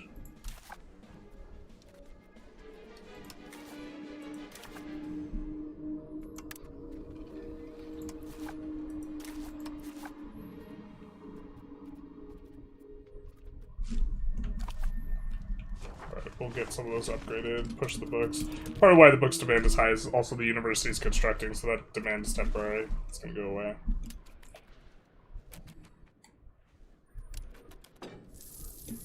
Bro, if you don't marry a hairdresser, what?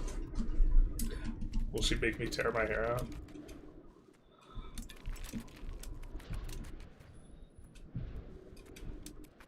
Real vassals only? Yeah, that's gonna be the plan. If we can't annex him alongside the rest of Mali, we'll just release him. Deleting cities is so shit nowadays, it costs too much to delete a city? It's only 100. Or you mean to, like, make something a city? Yeah, that is expensive. Kind of have plenty of money though here. Yeah, we solved our masonry issue. Also, usually when you kind of oversolve the masonry issue, you get some amount of burger exports. Let's kind of see what's going on in our market a little bit. Do we have a burger, or sorry, do we have masonry being exported?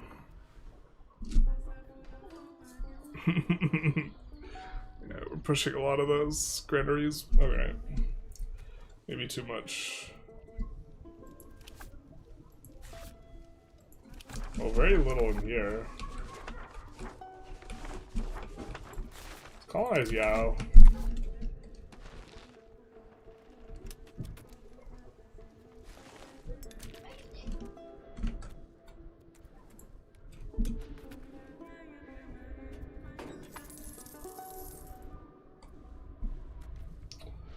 But it's coming along quite nicely. This guy is going to be a huge annex, as is Bambuk and some of these other guys. Or it'll be big that we get them for free as a subject. We do have to take everything from Mali, though. Even that.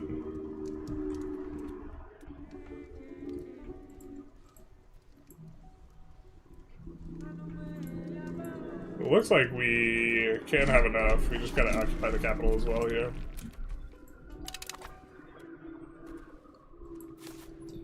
Nice.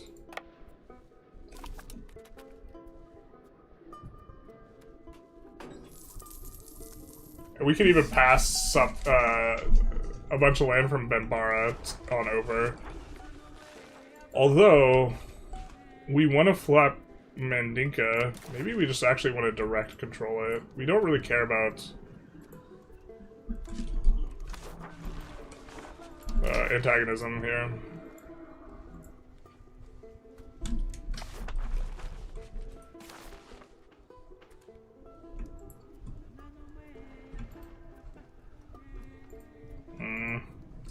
Probably not. We probably just want to annex this guy instead.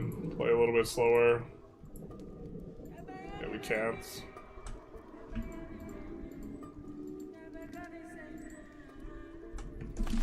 I think that this guy has claims. Yeah, he does.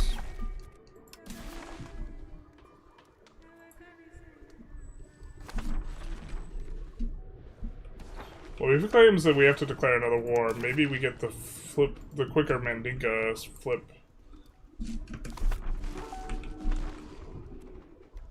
And that's just the only way we should look at this.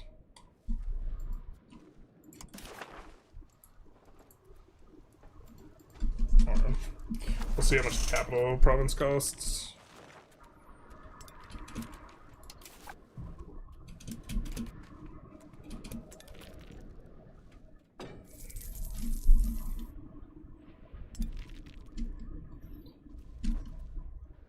Is Mandinka culture or religion? We're looking at cultures here.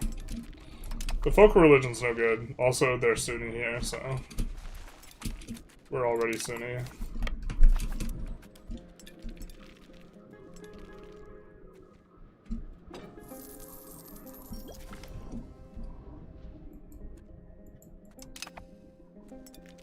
Nice to get that cheaper.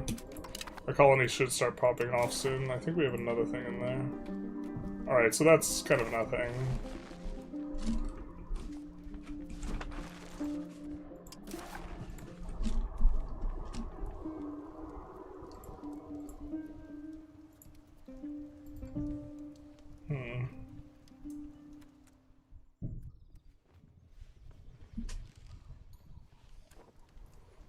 Well, we do just need to occupy him some more.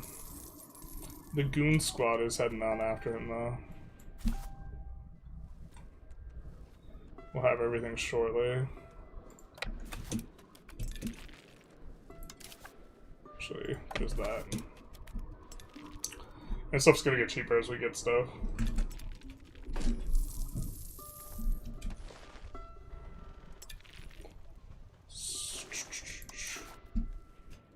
We are 50% house, 1.6 million.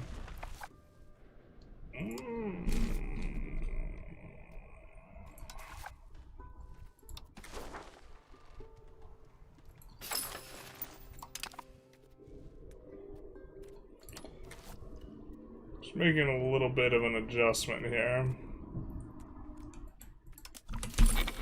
Using the tribesman character because adding tribesman power is like virtually free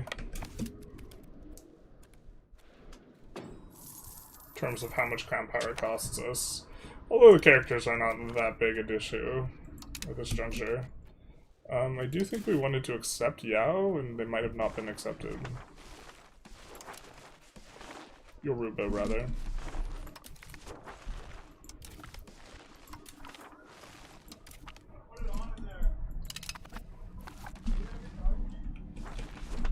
Do we have a cooldown on the...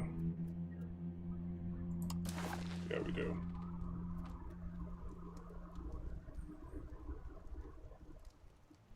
We need to flop back to this religion, so I think we do want this.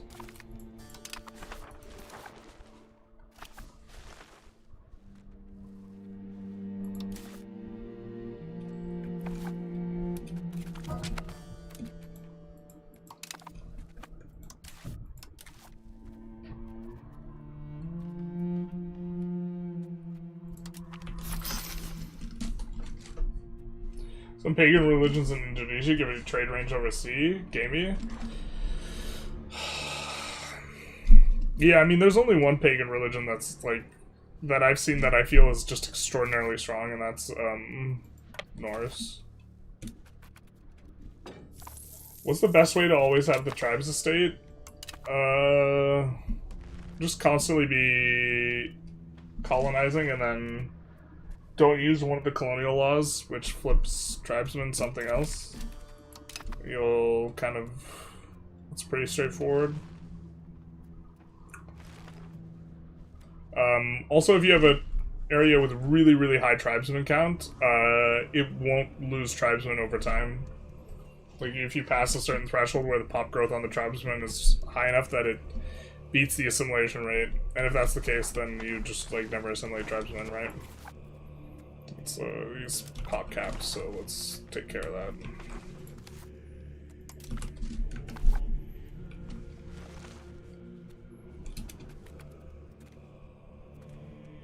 Of course it's Norse, yeah. What else? What else could it possibly be?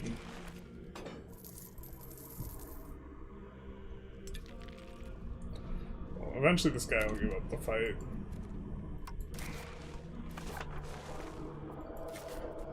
Excuse me. I hate that you can't transfer stuff to yourself. It's so silly. We're gonna transfer it to Oyo, because Oyo will transfer it to us, yeah. You used to be able to transfer stuff to yourself, now you can't. Is there a reason you're keeping an open gov reform slot? Because it costs 20 stab to swap.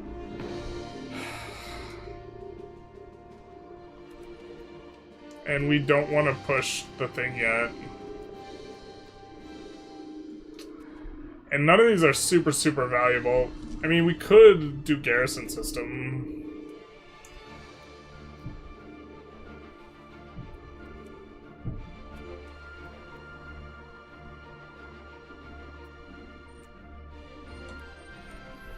But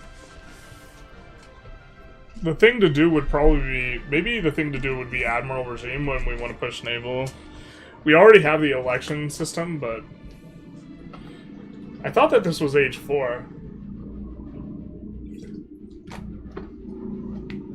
Classic Swedish devs, yeah, make Norse the best religion in the game. Gonna do a video on that. Top 5 religions. That was 20 stop, but free, empty? Yeah, but it's 20 to swap. Oh, I guess I maybe should have clarified. Not super thrilled with our current options in the long term. And so that just means we'll have to pay 20 stab later. There's no, like, slam dunk, like, stick it in. But to push naval is generally difficult, and that would help us push naval quite a bit, but we don't really want to push naval right now. Capital economy is coming on up, though. Just commit to land, put in transportation code. I don't know if committing... Brother, it's 2 governors, man. Just, like... Land is... I get that we don't get much use of it right now, but if you go, like, land long-term, like, you're... Oh, which is better? Support religious education or balance the budget? Terrible. why did we have to decide between two spectacular ones? I think this might actually just be better.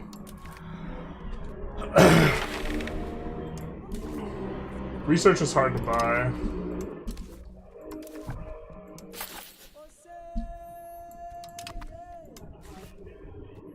This one we'll just put in the most competent guy. What's our literacy at? We have more max literacy, which is fantastic. Absolutely insane literacy. How much dev growth are we getting percent?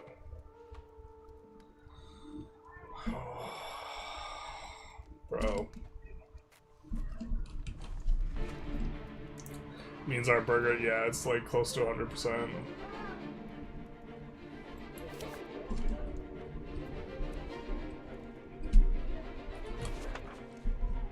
That's super nice. Like, getting inky dinky like 10-15%, like 25% is so much more. We're using dev province, but we're also getting, you know, 0.9. Wait, 0.9? Oh wait, no, it's because we have monumental architecture. I had like a spasm. 0.9 dev. Actually, this is the most dev go up I've seen since April. Dev province used to be way stronger. Dev province, we used to be far and away clearly the best in the game. The best cabinet action in the game. We're gonna screenshot this actually. But they super nerfed it. It used to give like 5 times as much dev. And dev also used to, instead of giving 1/5 of your development or whatever as local proc speed or proc cost, now proc speed actually gives a higher ratio. It gives half. But instead of 1/5 of your procs discount, it used to just give the same amount. So if you had 50 dev, you get minus 50% procs cost. And so dev was so insane. The dev province interaction. What's better, Buddhist, Hindu, and yes, we know you love Islam. Any other good religions? Hindu's better.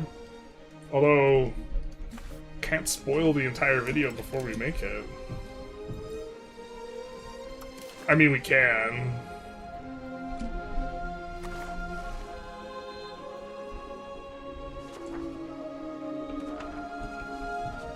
I don't know how I feel about giving Songhai that shit.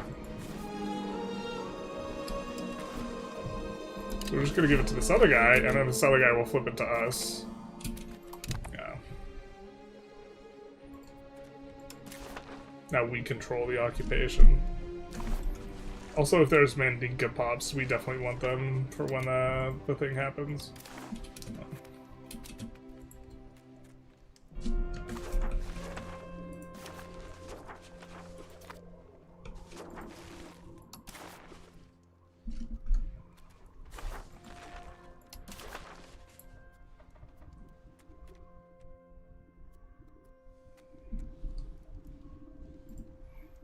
We don't need to take absolutely everything, we would just feed it back to them. You have fruit. No, it doesn't work.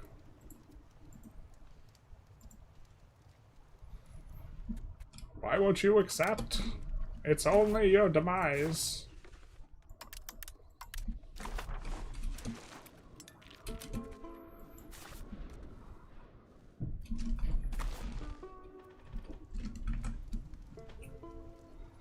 We need to buff Catholic for when the Council of Trent comes down during the Reformation. Catholic's like so bad. I remember before release, I was catching a little heat for that. Because I was talking about how bad it was and people were like, this guy just hates Catholic.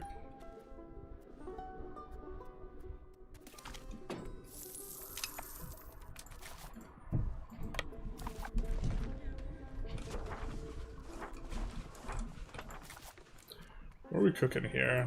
Let's cook some books too. Wait, not like this.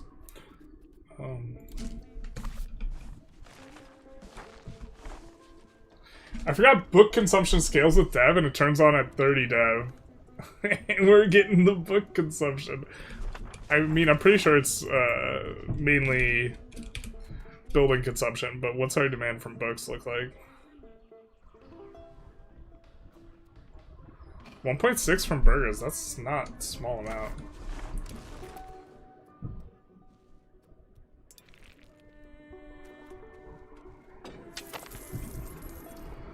You'll play enough, far enough to need it? Well, but, like, I still like to play, like, theoretically correctly, like, I'm pushing for an end game, or, like, something that's good by the end date. Like, even if I'm not gonna play long enough for it to matter, I still like to play as if it did. We're gonna do this.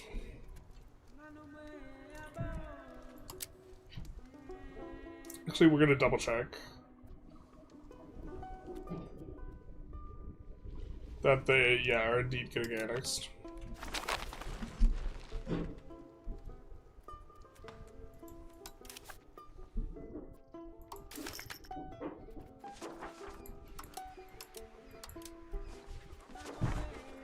Oh, it's gonna take forever to flip Mandinka. Oh, we don't even have an heir. Well, that works for us because we want to make it someone Mandinka. So we can swap. Oh, can we not filter by...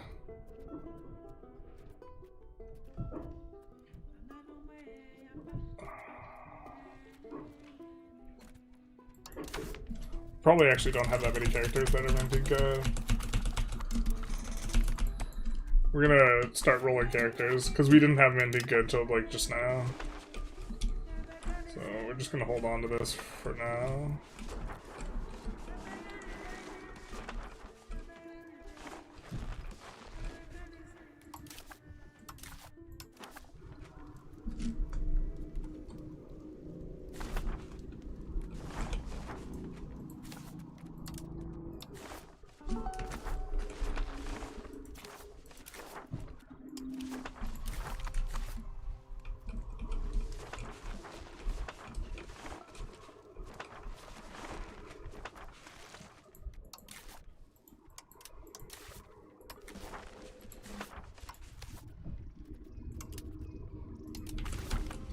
She's good.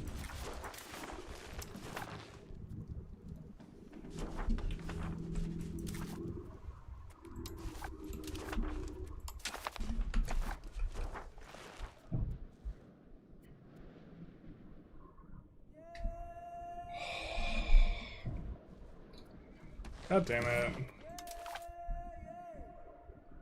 Released in Mali. I wasn't reading. I didn't check that was Mali. I was like, why does it say Holy Malian Empire? And then I was like, not like this.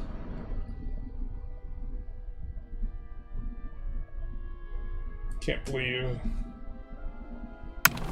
journalist hates Jesus on Easter. Is it Easter though? Pretty sure that's tomorrow. I'm no theologian, but you got the days mixed up. I can't... Honestly, like, I used to play EU4 on Iron Man. Vic 3 on Iron Man was, like, apocalyptic. Because, you could brick a run to revolutions. Like, that was really the biggest thing, but... Like, I honestly don't think I could go back. Or I'm just, like, the incentives to, like, go back just to me seem silly, because, like, if something really BS happens, you're just gonna burn anyways. And it's like, it's a little just, you know.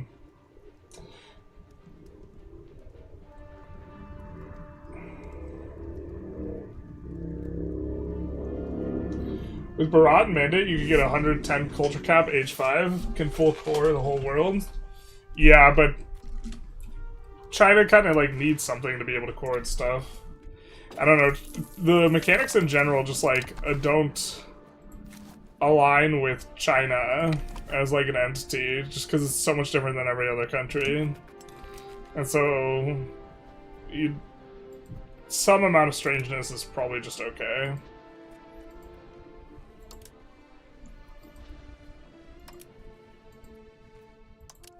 Excuse me? What?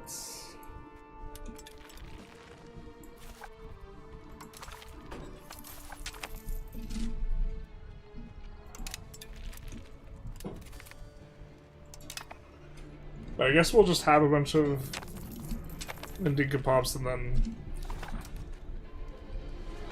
do some things. Alright.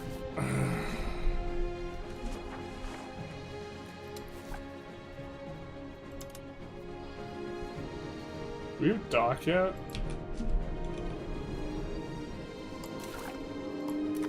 Maybe we research that tech now.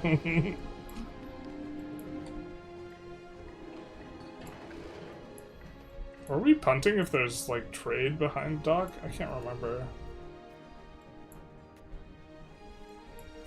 Is there a trade range behind it? No. Flesh is weak is good, though.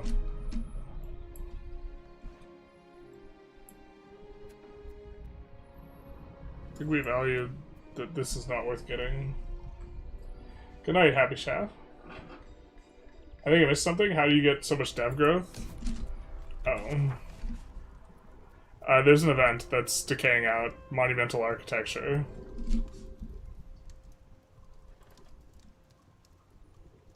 The incentive I want is achievements? Yeah, but...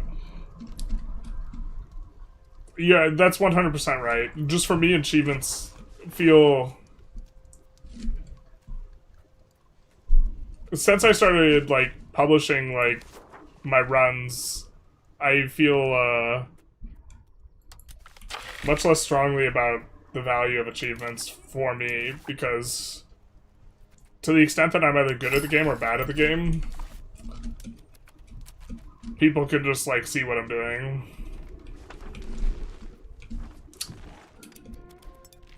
But yeah.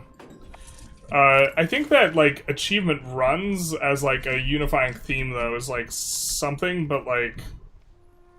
oh, you could just do the requirements without the saving and the birding. I also did a run where it required, like, an enormous amount of birding, and I thought it was really kind of, like, unfun, and so, like, maybe that's, like, also part of it. Like, a EU4 run, like, it was, like, years and years ago, but, like, a one-tag, one-faith thing. And I think I've only done that once, but... Colonization's coming through pretty quick.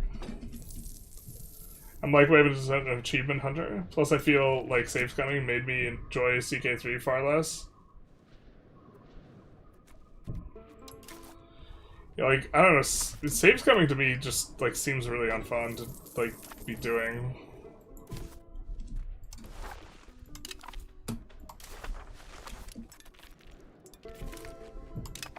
Like, it's mechanically intensive, it's like, I close the game, I open the game, it's like,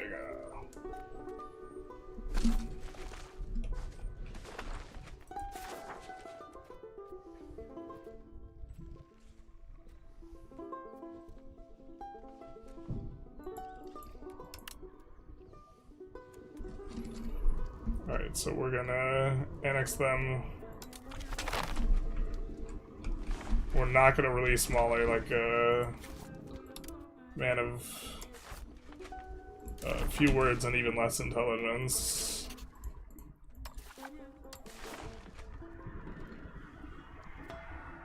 Yeah.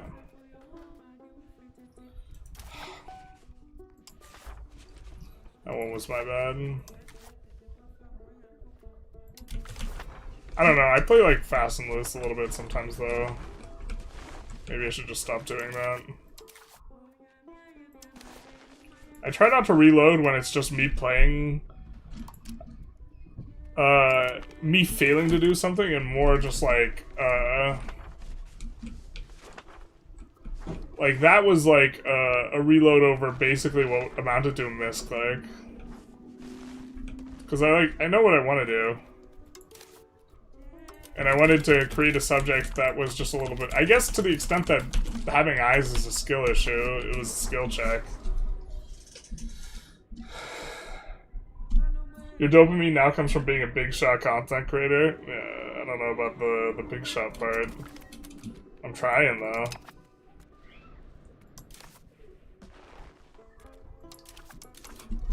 But yeah, I mean, like, also, you're playing the minigame of views. Like, I would rather do a premise that is interesting to watch than one that has, like, an achievement.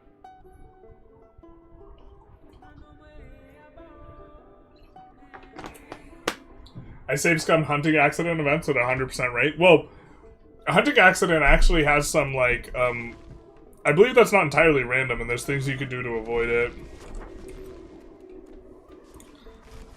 But yeah, like, that's another thing, is that if you don't like the way something's done, you can also save scum it.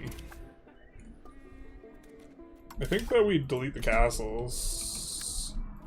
They're gonna cause us a headache later.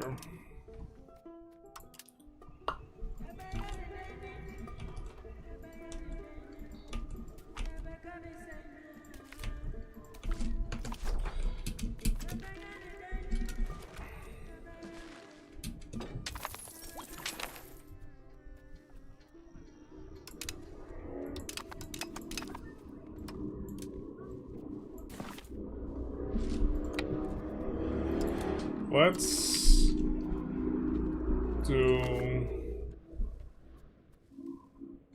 Oh, I'm blanking. Oh, we really need to be annexing someone.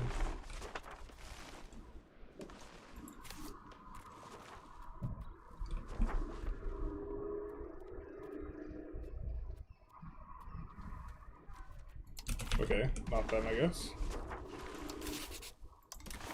Trying to annex people of that Yoruba or whatever.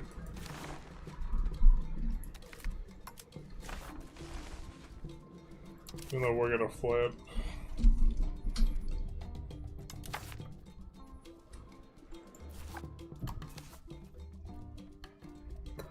We're just gonna get a big group of guys together here.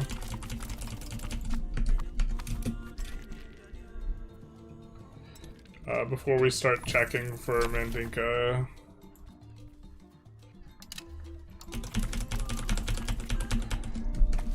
I think this exploit might get patched. I did like a podcast thing with, oh, I'm stupid. I'm not reloading that. I didn't click any of the parliament buttons. I'm bad. I'm not reloading over that, though.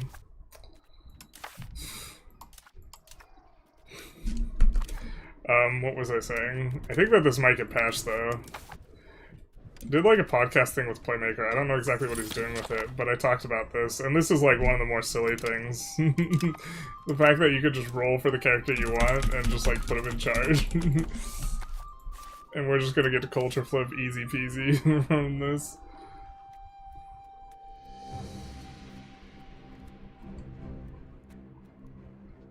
Mandinka. God.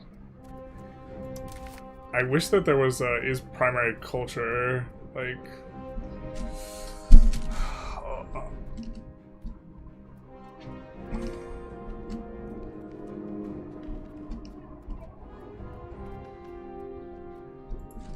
We search Mandinka?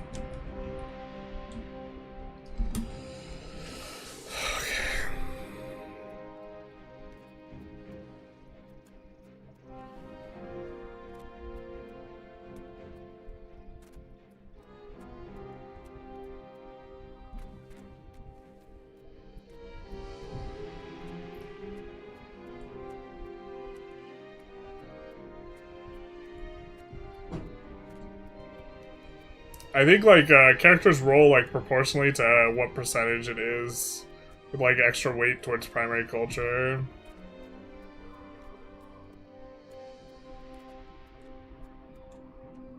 Oh my god, this is awful.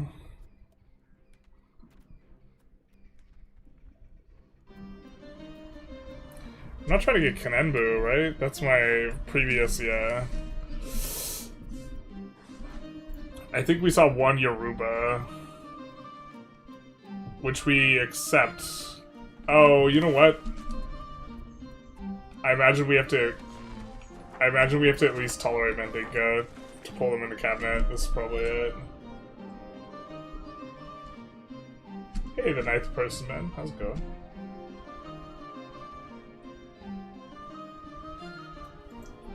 You also could have annexed the Malish subject in relatively short order. Oh, in terms of us, we get characters when we annex them? That's maybe true.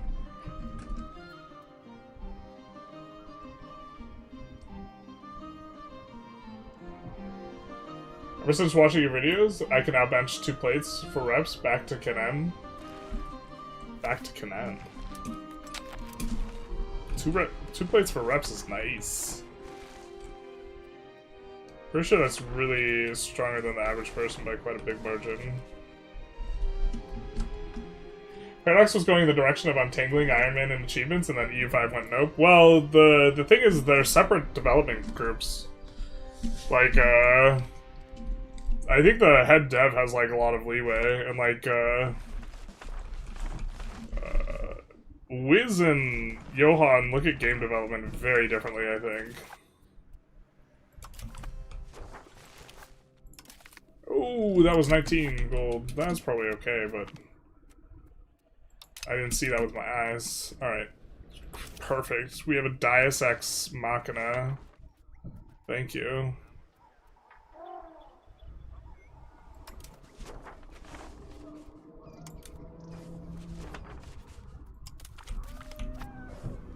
Tolerate Mendinka.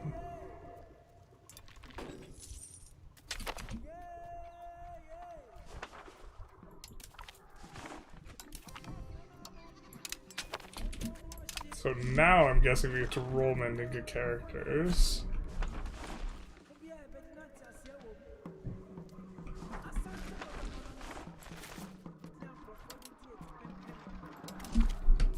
So let's wait a month though.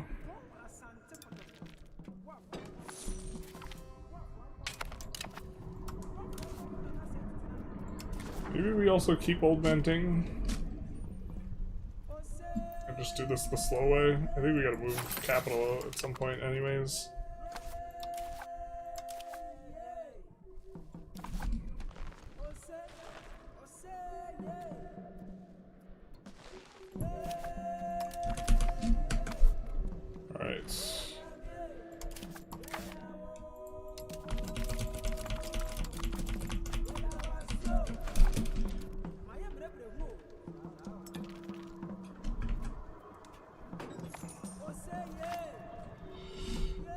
In fairness, it's a divisive thing in the community. I think that achievements, but the thing is like, the friction is, like, not absolute. I would be much more a fan of, like, I'm team, they should just give achievements to, like, people even if they're not playing on Iron Man. Although, maybe not with mods, or it depends on the type of mods. And part of the reason is you can functionally circumvent Iron Man entirely. It's just a matter of tediousness. That is going to push us towards outward. We already pushed inward, but I think that we want the colonial speed, like, a lot, so it's going to make us kind of pop off here a little bit. God, so we hired so many dudes when we could only, like, 10% roll.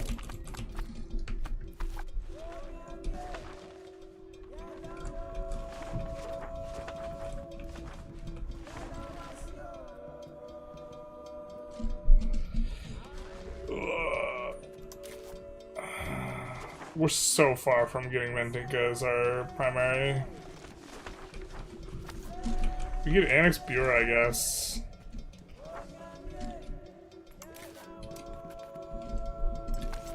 There's so much house,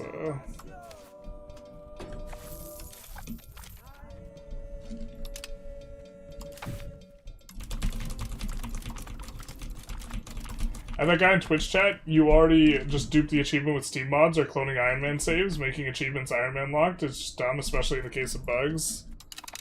Yeah, it's, I remember I did a one faith, and I couldn't annex one, or I couldn't convert one last thing because of a bug, and it was incredibly frustrating. I was very annoyed. I don't remember if that is an achievement, though. I feel like at one faith probably is. But I don't really know. There we go. Okay. Is your trade okay? Minus separatism is actually kind of nice.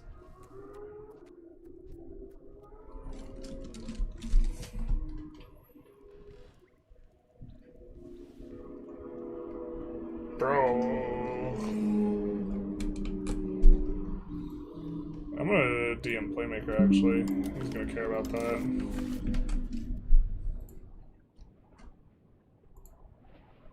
I'll DM him later. I'll remember. I won't, but I will, but I won't. I'm busy right now. Do you think it's gonna be a little bit of a shorter stream today, though? Because we did, start late. Getting the dev going with all those additional market villages is going to be important.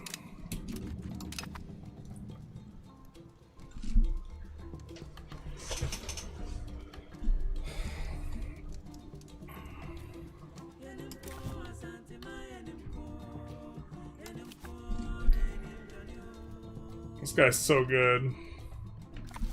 But alas, we need to flip culture. Yelling about it in forums. It's weird because it came back to Sarah's 4-3 and was surprised to see the achievements are still unshackled from Iron Man. Never mind, you lied. Terrible. Yeah, like a Vic 3 formative achievement, like you can still cheat the achievement. Yeah. Like, in general, so one of the reasons I think steroids should be allowed in the Olympics, although on the net it's complicated because kids, because if you make steroids legal in the Olympics, you'll have more people giving kids steroids, and I don't think that's a good incentive. But if you exclude the kid thing, which is a very big thing, I think you should let steroids be in the Olympics, because functionally speaking, when you have a rule when you have a rule for something that can be circumvented in some way, that rule, or cannot be properly enforced, that rule functionally only punishes people who, abide by the rule. And it undermines the entire, for competition, you shouldn't have rules that you can't enforce, because it hurts people who play by the rules. And I think that the Olympics can't really properly enforce the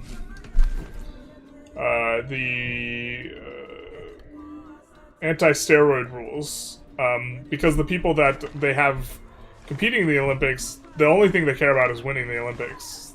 You can't negotiate with these people. We don't negotiate with terrorists. There was a survey done where 60% of Olympic athletes said if they could take a pill that would make them win gold, but they would die 5 years later, they would take it. And it's like, you're not. These people will do anything for an advantage. You're trying to tell me that. And there's designers, drugs, and there's state-sponsored doping programs where the idea is if they only know how to test for steroids they've already discovered, basically, right? And so if you have a state-sponsored doping program that makes a designer steroid that is not part of the test because the test has never seen it before, this allows you to get away with it. And this is what Russia was doing. Except Russia kind of stopped getting away with it, but that's a different thing. But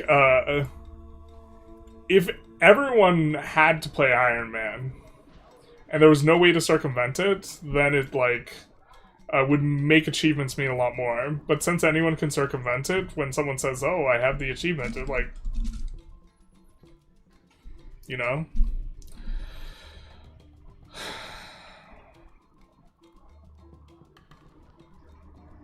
think curtail is going to be best.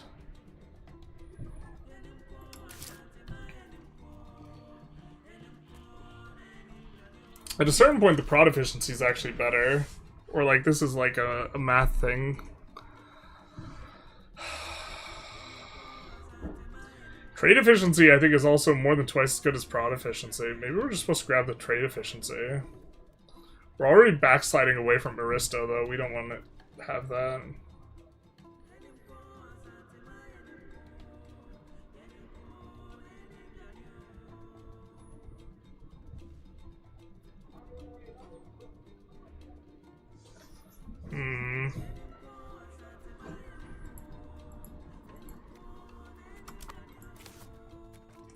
How much prod efficiency are we getting on some of these buildings?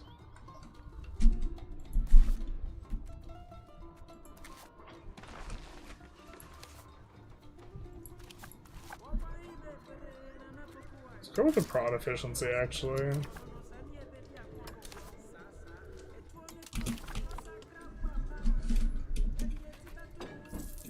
Designer steroid. Roid should be allowed in the Olympics. Why are you guys mad? I'm right.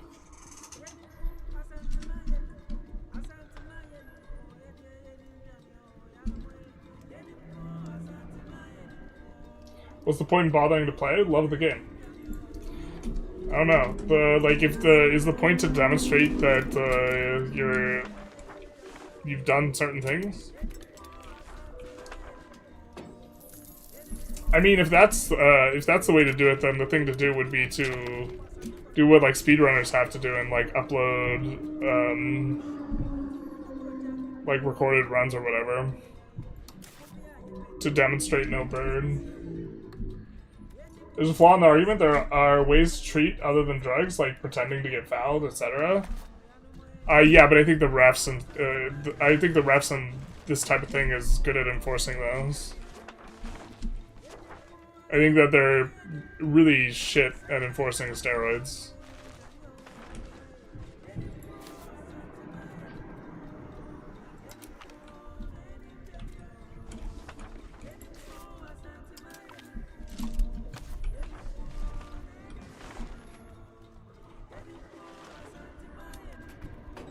Someone clip that? Not like this. Enforcing rules in sport is tricky at best, yeah. I think there should be more penalties for flopping, though. If they think you like, I think flopping should have penalties. I understand why it's meta and it's complicated because you have to have like fouls, but like,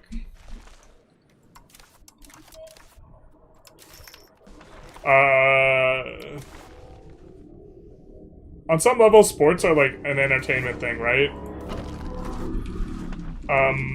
And I think that people don't really want to watch people flop.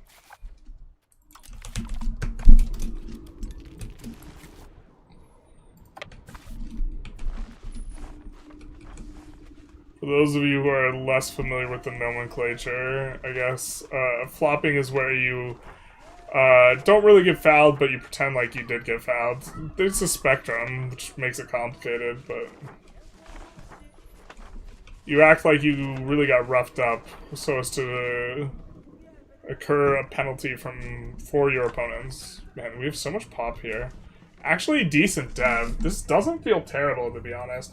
The thing that's going to be awful is the location size, and the markets are going to be bad.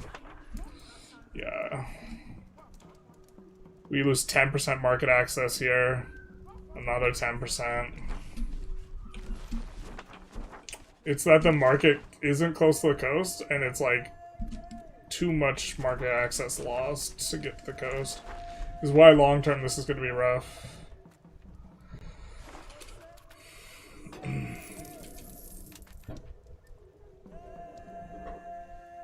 You can't design a game around what the hackers and modders will do. You create a challenge for players to attempt within parameters given.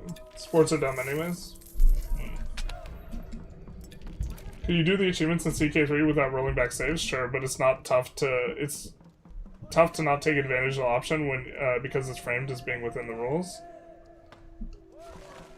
I mean, I feel like I've seen like a ton of EU4 guides for achievements where like, all right, we're gonna start this out by birding until we get a personal union, like.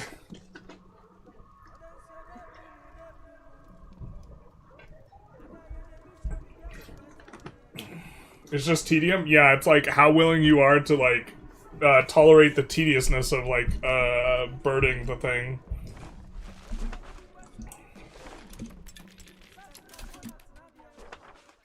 But this is also just something the community is just kind of split on.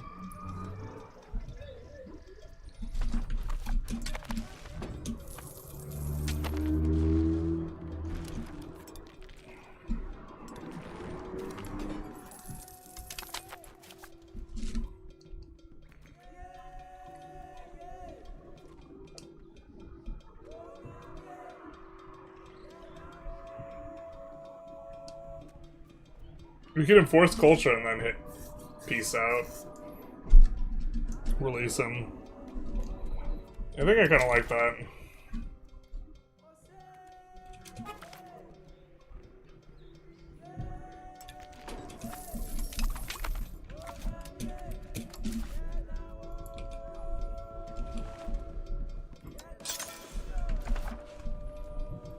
Do we have another governor? I think that we do. Yeah, let's just put it down. Excuse me? We need to annex Noob. Okay. I guess we can annex the house of stuff now, actually.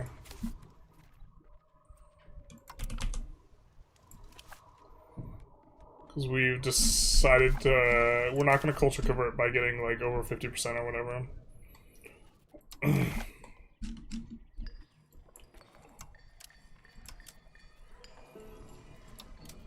I think that we kind of wanted to come down the right side. But kind of into getting training fields so that we can explore. Local government is going to be useful. This is just like such a big delay before this stuff starts actually mattering. Let's just like grab this. Some of the better stuff left on this side of the tree.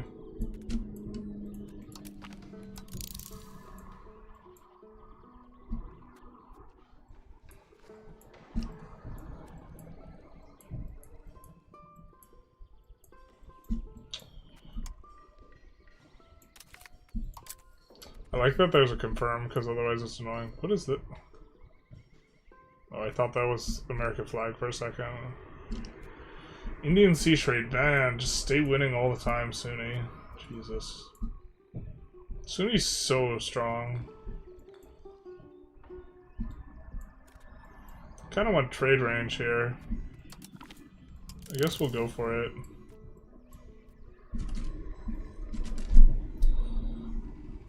Are we doing colonies this run? Yeah. I mean, we're colonizing right now, but I feel like you're asking me a different question. Like, are you doing overseas colony? And the answer to that is also yes.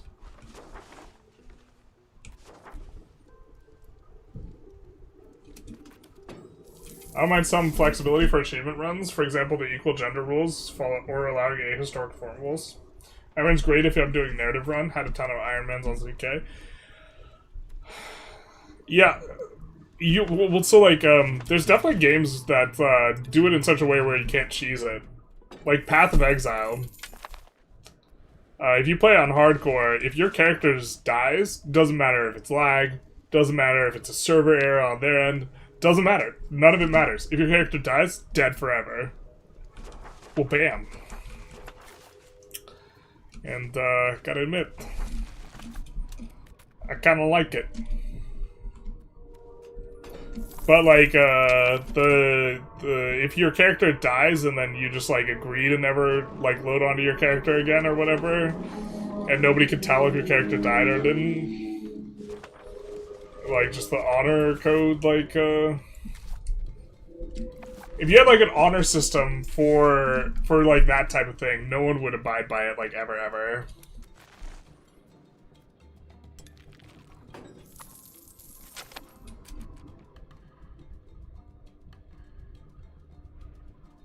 Two sets of achievements, one is Iron Man, one's not. Yeah, this would actually be a great solution.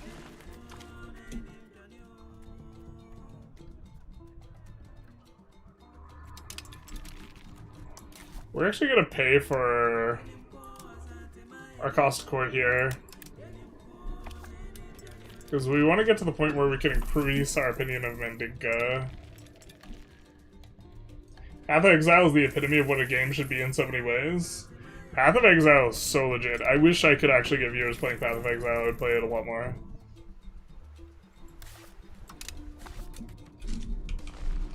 It would be in the rotation. Like, Path of Exile is an ARPG, right? So it's like a dungeon crawler, it's like Diablo. But it's also got, like, it is, like, the sweatiest, spreadsheetiest ARPG, like, and it's, like, not even remotely close. And so there's, like, a lot of interesting, like, theory crafting you could do. I'm not very good at Path of Exile is also one of the problems. With me, like, streaming it. Like, I suck at the clicking of buttons part. And to some degree, like, you can also... When clicking the buttons is a limiting factor, you can also only get, like, so good at theory crafting the game. Like, if the fingers just don't move fast enough, you know what I mean?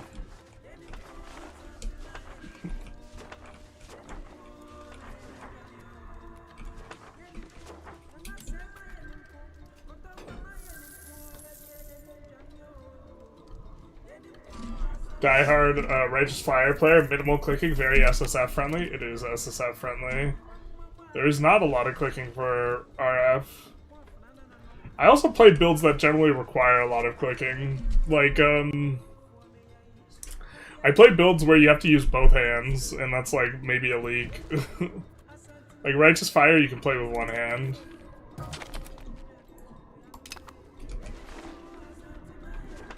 It's not as good with one hand, but, you know, it's not crazy. I think we start culture flipping people too here. The Hausa, we don't want them to be Mandinka, but the Hausa.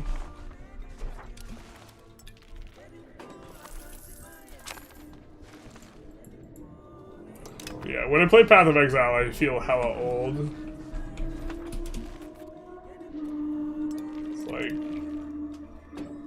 when your fingers don't work like they used to before.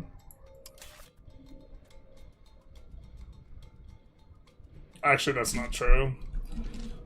My fingers were never very fast. I was never very good at clicking stuff. How do you actually extract wealth from overseas colonial nations? They just seem like money and population sinks. It's through trading. You get to use their trade, pipping the event to just jack the prices of, like, chili and tobacco and this type of stuff up infinitely high is really valuable. It does it in all of your markets.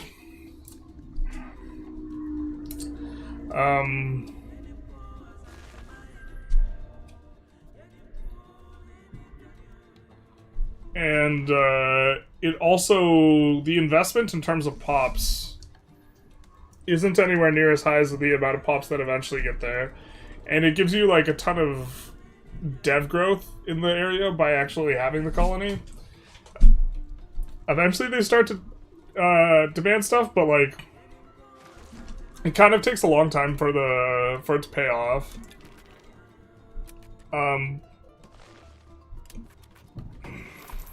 It's much better to just, like, start colonies in India or in Africa than it is to, like, colonize the New World, like, in terms of power level. Unfortunately, which is, like, doesn't feel like it should be the way that it works, but that's kind of, like, the way that it works.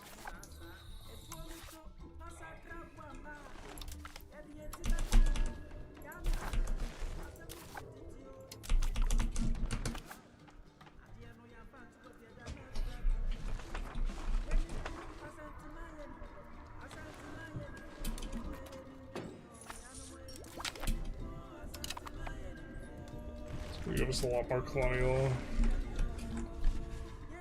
migration speed.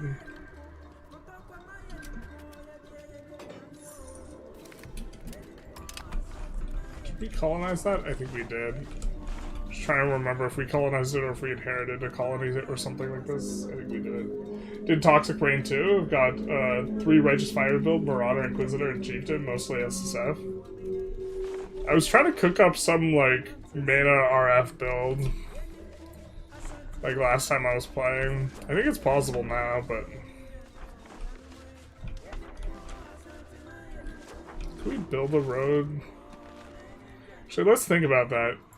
We want to annex this guy, this guy, this guy, and this guy.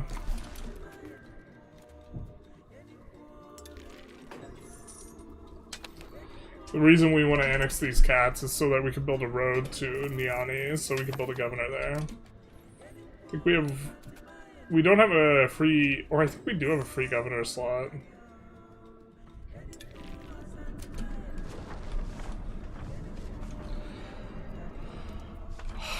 Man, what's depth look like?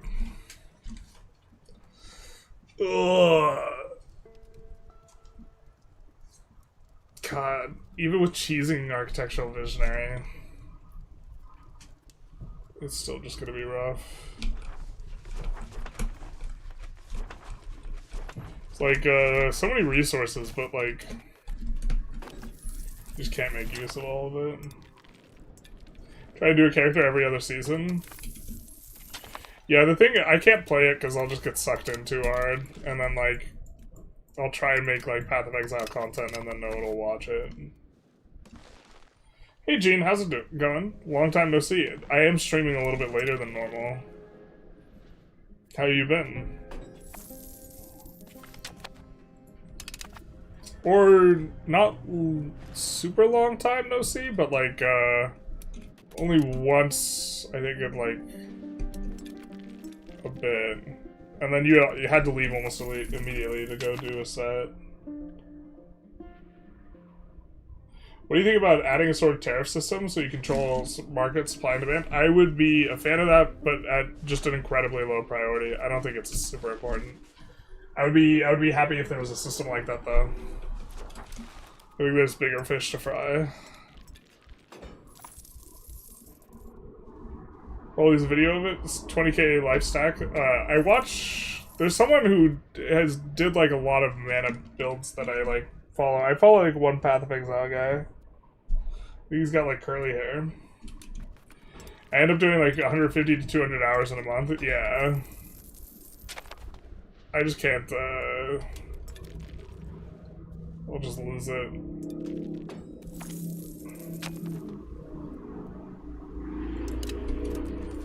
Nice that we're getting some of these. We're not getting cores, unfortunately, so we'll have to figure that out.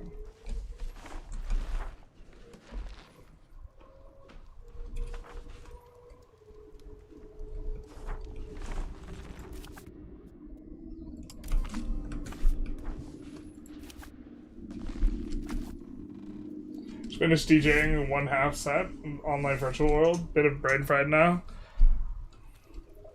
Honestly, I'm a little brain fried too. It's been a long week.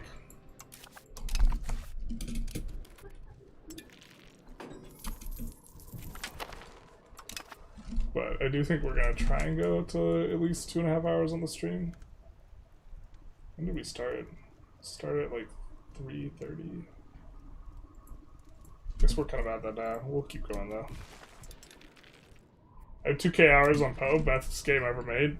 Yeah, Path of Exile is tremendous.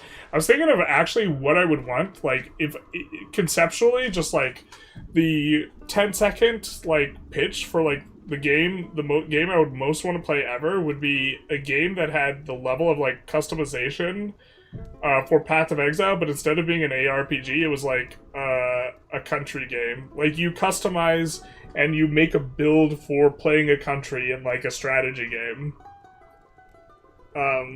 I think would just actually be my like hard ideal.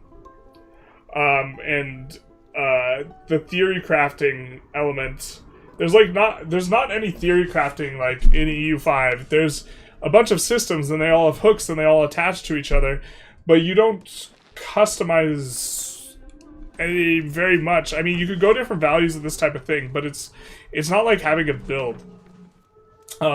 And I really like trading card games, and deck building's like an enormous element of that. And I thought that that was a lot of fun, and had a lot of like spirit. And it's like if you could somehow mush those two things together, like grand strategy games, like operating at a national level with a whole bunch of different mechanics, and then also like a game like Path of Exile, but.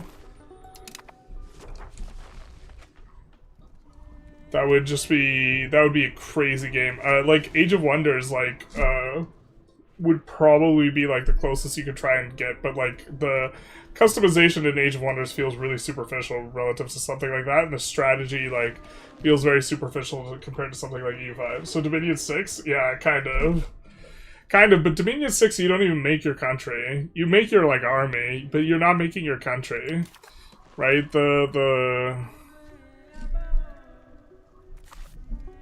It's not quite it, you know? We do have Axum over here. We have most of Africa.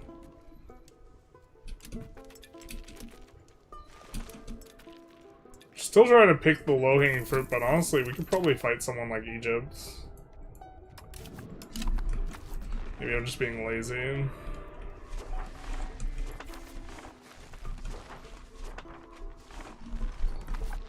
Don't want to overspend on the colonies. I think this is kind of easy to do. How do you feel about D&D style games? I'm not that into RPGs, like story-driven ones. I haven't tried Poe 2 yet, but I hear it's very deep and very different, and every bit is deep. It's definitely very different. I don't like it as much as the first one, personally. But I would forget if it's free to play or not. If you like the first Poe, and Poe 2 is free to play, I would definitely recommend trying it out.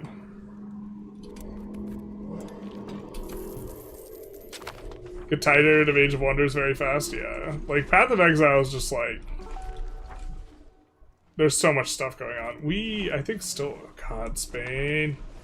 Quit creeping on me, Spain. Alright, where do we have, like, lower pop counts here? Let's try and cut Spain off from, like, this stuff. Cameroon. We don't want them getting inside. But yeah, I guess next time we'll have to, like, have a thing about Hajj. I think we're just gonna say not now, because we're not using stab investment ever. Ever.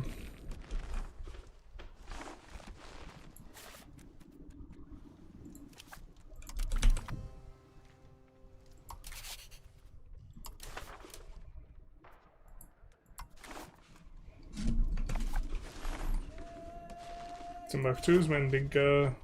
Not that we're trying to keep stuff Mandinka, but I think we're going to accept Mandinka. Because we're going to be able to make it cheaper. We also can... We can improve our opinion of Mandinka. That'll make it a little bit easier.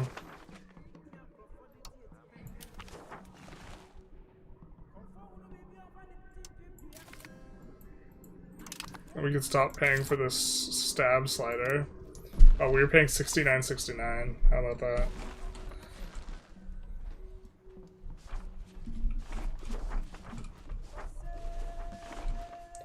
But yeah, the Dominions, like, doesn't have, you don't get to choose your build in Dominions. You're, like, given, like, the equivalent... The way to think about Dominions, like, if you were thinking of a trading card deck and how you could customize and build your own deck type of thing, Dominions is like playing with pre-constructed decks. Like the starter decks you get type of thing. And everyone gets their own pre-con, but it's not your own build. Dominions is sweet though, I've really been enjoying playing it. That's kind of, I've been up to quite a bit of that, which is probably not the smartest channel idea.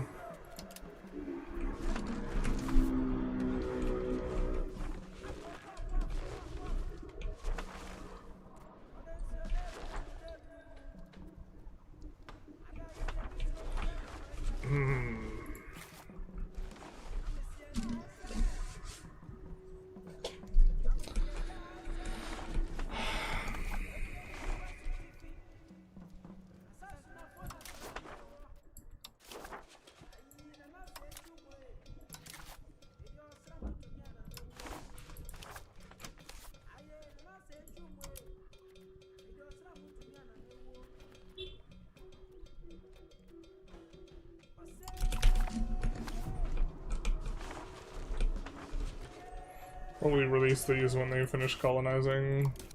Let's try and contest Spain a little bit there. I think it's 30 right now, but it'll free to play eventually.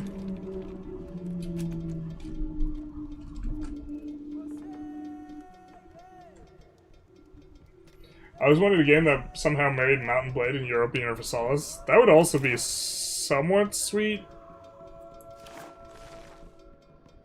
You make a lot of the like strategic stuff less relevant when you can just wreck the AI in battle, though.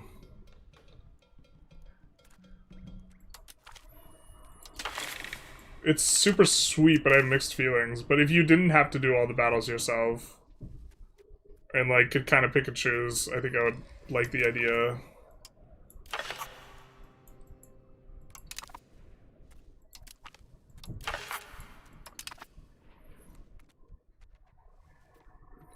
I wonder if it's worth tax exemptioning them. Do we want 14 stab or extra taxes? I think we'd probably rather have the 14 stab, to be honest, at this point.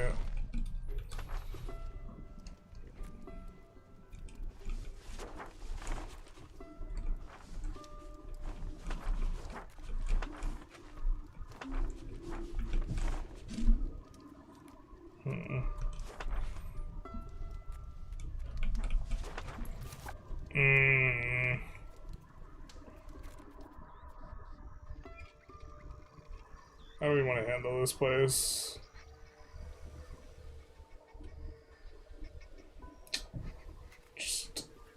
I think it's too big to de-urbanize at this point. I hate it. Try and auto-expand that because there's dyes there, but... So what's the problem with this? Okay.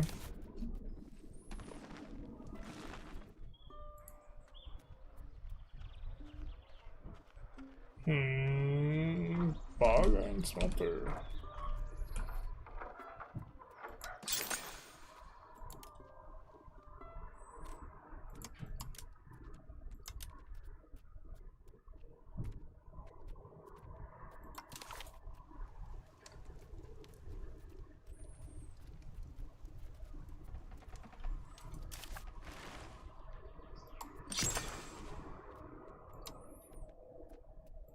Let's expand all of them.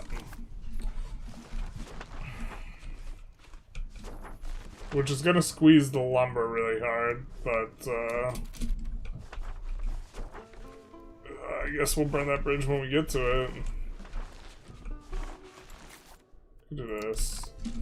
Let's try and get colonies a little bit faster and get the bog iron smelters. We do want enough. Do we have enough for a boat?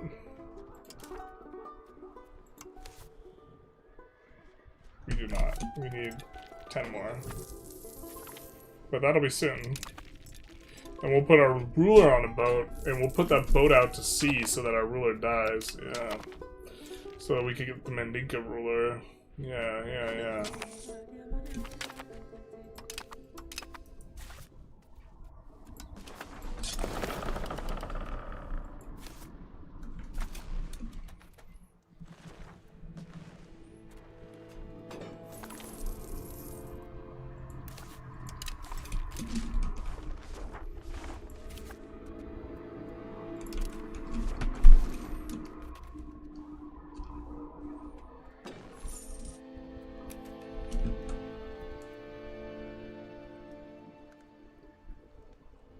Dominion is a struggle to watch, but I'm all for playing what you love, but definitely not going to get the viewer count. No. Dominions is like a lot to... The UI is a lot to parse. It's very... If you don't understand what's going on, I think it's kind of a little bit rough. That's called Total War? No, but you don't get to play first person as Total War.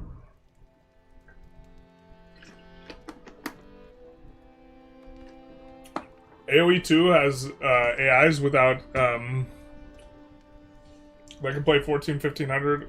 I mean, but the AIs are very cheesable. 14 to 1500, If people just play standard, maybe. Total War Warhammer. We're more likely to play Total War Three Kingdoms, but yeah. Warband auto-resolve battles is hilariously bad. Alright, never mind then. Most of EU5's problems right now stem from money being too easy and the AI never challenging the player. Yeah, as you get better. I think there's like other issues, but yeah.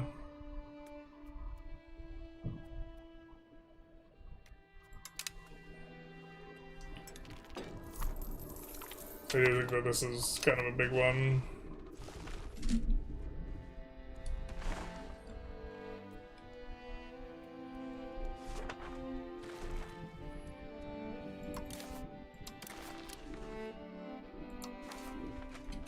Can't annex these guys yet.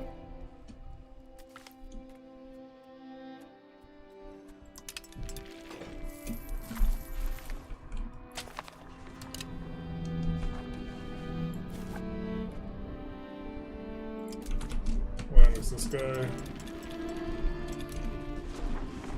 We just acquired this up here, I think. Yeah. Which plays nicely with the Masons. Although we're not having as much masonry trouble here. We will set all of our stuff to auto-expand either way. Because it does have stone in the province.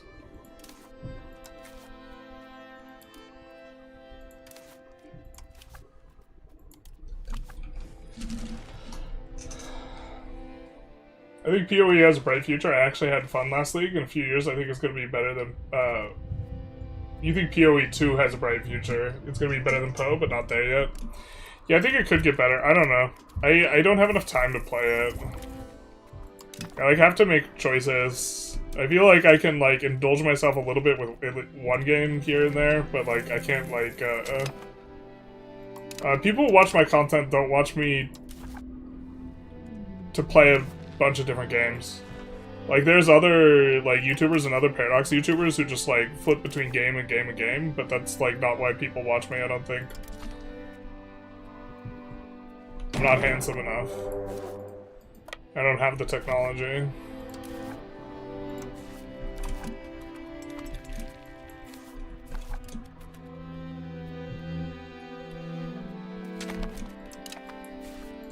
I think we might do this war and then be calling it.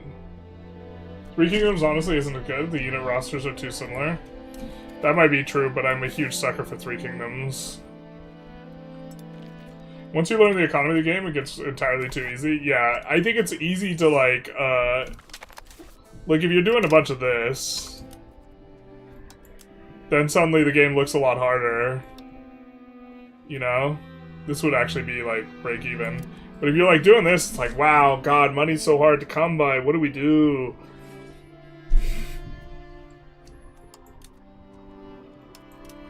And then you just do this and you're like, oh, okay, just kidding, never mind.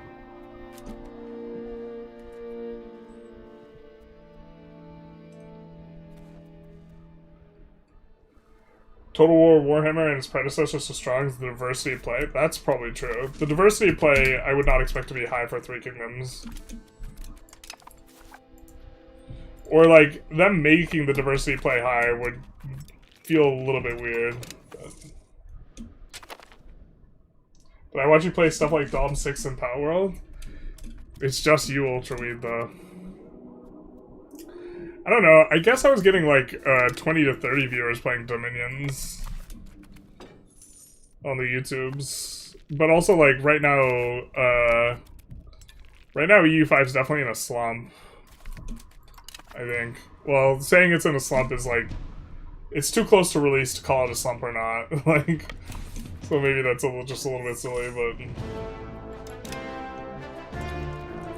Hey, we get, instead of our Africa music, the triumphant music, because we are at war. Everyone loves war. Except... Jesus. We don't, though. Alright. Oh! I didn't realize this was a twofer. A little 2-for-1 action here. We could get maps. Can we get maps, actually? Okay. Oh, it highlights the thing now. We can't take maps of the thing we want, though. We want the maps up there. I think we'd rather just annex. Oh, we can't full annex everything.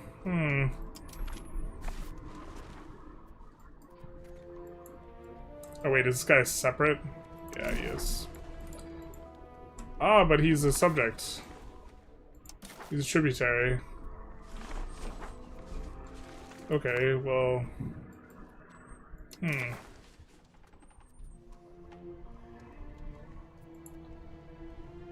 guess we take...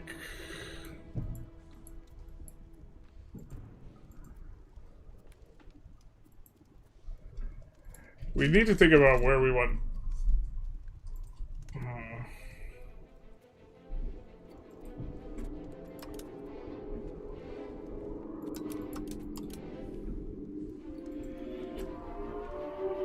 Something like this, I guess.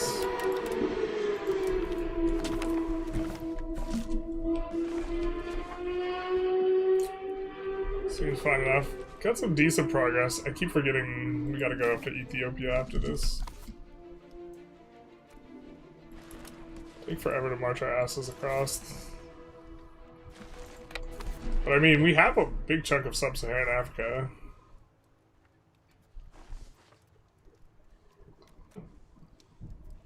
We're soon going to be at the point where we can explore.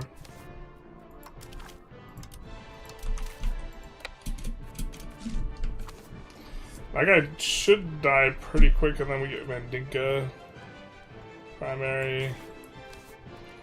Should be generating claims on this guy eventually from this subject. All's coming according to plan. I think the EU5 audience is much like the Poe audience, it just doesn't know it yet.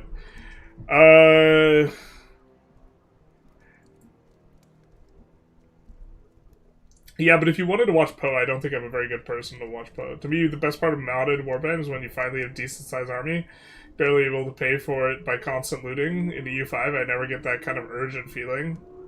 No, like, right now, we're just, like, clearly the strongest person on the planet. Well, we're probably not the strongest person on the planet, but we're the strongest person we could see. Wow, we're making more than Spain and the Mamluks. And, like, in theory, Kanem should be, like, just weak. I don't know. But, yeah, like, the game feels over, like, really fast. Like, the systems are interesting and stuff, but eventually, like, Victoria 3 eventually kind of became mostly, like, an interesting, like, less than a game, just more like an interesting intellectual exercise, and, like, EU5 is kind of drifting in that direction to some extent for me, because it's, like, it's more just, like, understanding the systems, because the resistance, like, leaves so fast. Although Vic 3, the AI has improved tremendously. Like, you can't really chase the AI in combat anywhere near, like, what you used to be able to. But I don't know, we're in good shape here. Kanem is just kind of an insane country. You get some very, very strong content. Like, the literacy rate one is, like, nuts to me. We have, like, higher, like, look at Castile's literacy, yeah, and look at Kanem. Woo! The different leaders in Three Kingdoms push you towards different playstyles. They really try to differentiate them technically, but it's kind of meh. Yeah, I mean, like, you can't have one side have dragons, the other side have, like, trolls or something. Still better than 2 viewers when you play Poe. I think if I played Poe, I would get double digits, but it'd be probably low double digits. No. Wait, can you get Three Kingdoms base game for free through Twitch? That would be an argument to try it. I own Three Kingdoms. Total War, Three Kingdoms. I think a lot of people are waiting for the DLC. Absolutely. Yeah, this puts, like, me in a weird spot. I mean, I'm definitely going to switch to, like, Victoria 3 more when the DLC comes or whatever. We're excited for the 28th? Very much so. I'm so ready to cook up a spreadsheet for the boats. I'm so ready to figure out which boat is best for them to just nerf it immediately and invalidate the entire spreadsheet. Could the problem be sliders themselves? It kind of is. The problem is that, Yes, the sliders are a big part of it. You're like... There's like layers of economy, if you want to like break it down like this, where you have like the government layer and the nation layer. The nation layer includes all the stuff that's kind of circulating and like what the estates take and this type of thing. And then the government layer, it doesn't work as well as it does for Victoria 3, like conceptually. But the thing is like, it's really bad to just delete money from spinning into the economy. The sliders are like money incinerators. It's much better if you pay for stuff that consumes goods. Like, these are consuming goods, this type of thing. And the benefits you get from, like, the sliders are just, like, nowhere near what you get from just having more gold. So, like, you just pay for a dip slider and you ignore the rest. But yeah, I think sliders are a very significant economic issue. And I think the economic changes almost made it worse because, like, you get to spin up your economy for free now with the nobles building a ton of RGOs at the start of the game. Like, so even if you can't handle this and you're just break even, it still spins up. And, like, I don't know... In terms of money getting deleted, like, when the economy is already really fast, I don't think you should solve money deletion issues. And they were deleting money from lack of control, and then they, like, moved that more grounded, so now it goes to the estates. But, like, I just, I think that, like, long-term, I'm okay with that. Just, like, long-term, I'm kind of okay with governors. But governors I don't like because they're just, like, really make it much better to blob. And blobbing, I think, is already too good. And then, like, the eco was too fast, and then they made it faster, type of things. The better the simulation, the more player can optimize more than history did. You make every decision go as planned. Let's do 3 kingdoms then. I'm curious to see how you'd approach it. I'd spend quite a while figuring it out, rather than, like, having, like... being able to apply, like, some sort of knowledge of this type of thing. Will you start the new Vic 3 update with a Japan run? I'm definitely going to do a China run. China always does well. I'm probably going to do a USA run. Because gunboat diplomacy. And then probably Japan, because it's the subject of the thing. And those are, like, the top 3 runs I'm, like, looking at doing. Sliders are definitely a flawed tool. You lack the disasters to punish you is a bigger part of the problem. Even if you have disasters, though, then the game becomes just about finding ways to stack the government power. Like, if you stay monarchy, it's about finding ways to stack the government power. Like, the way that it scales and the cost is just, like, no good as well. Because, we have 0.3 government power, but we could get up to 0.6 pretty easy. You know, and then we would decay, like, we would have, like, 0.4 decay, and it really wouldn't be that big a proportion of the cost or whatever. Like, where we are at, like, 0.4 decay, it's like this. So, like, and the scaling on cost, of course, is just, like, weird. I don't know. Brazil's so nice in Vic 3? Yeah, but I played Brazil last patch.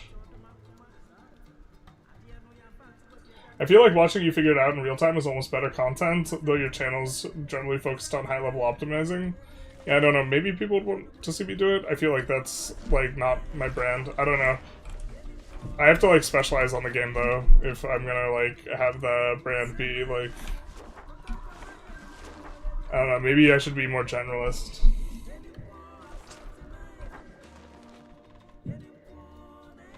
But, yeah, I don't know. I think we're gonna wrap it up here. We're probably gonna have some Dominions content sometime soon. I've been playing in a multiplayer game. The time control is 1 day, but generally turns are resolved in maybe an average of 16 hours or 12 hours, 12 to somewhere in there, 12 to 16 hours. Currently on turn 25. But I can't publish stuff before it ends, because then I'll just reveal a bunch of information I don't want to reveal, so... are some difficulties in that, but probably going to look to have some sort of like intro to the game for Paradox players before Vic 3 drops, because then once Vic 3 drops, I want to be a little bit more focused on that. And then also tonight I'm going to look over my notes and try and figure out what the best religions are, or just confirm what I already think they are. But I've looked at this a bit, so it's probably going to be more of what we do. It's like college, it's not about the answer, it's about how you get there. Yeah, I tried to do like some branching out stuff videos and like talking about stuff like Risk and like Magic the Gathering, but a little bit less interesting to people. Anyways, I hope you guys enjoyed. If you did, feel free to like, comment, subscribe. We might have a vote on whether or not we continue this run or not. I don't know how much people are interested in seeing like a big, huge Africa. It feels like we've reached the point where we're really turbo strong though. So, kind of doing okay in the dev. Kanem is definitely one of the stronger ones. Kanem might be the strongest sub-Saharan Africa start. But I guess we haven't clicked the button yet. Let's click the button. Let's get some dopamine, chat. Who's ready for some dopamine? So we were planning on forming a Mali for Mali content and then flipping Sokoto, but the long-term plan was to flip Sokoto. So let's just form Sokoto.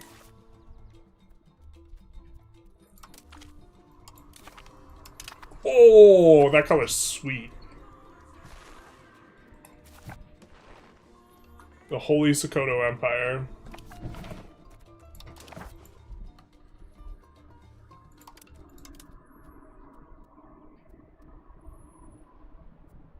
Some age 4 stuff.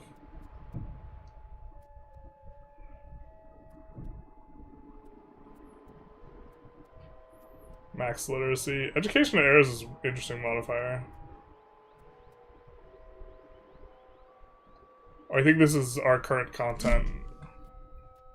Yeah, this includes some of the other stuff. But yeah.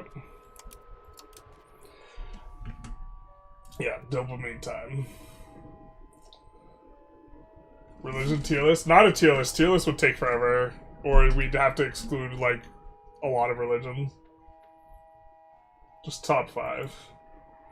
But, say goodbye to the YouTubers? Or actually, not yet. Well, let's raid someone. Or let's see if there's someone playing EU5 or something like this. I feel like I've also seen way less people streaming it. But, let's see. Purple Anatolia into Athens? Or sorry, Athens into Byzantine? Everyone loves Byzantine Empire. We'll give this person a raid. These are upgrades. So...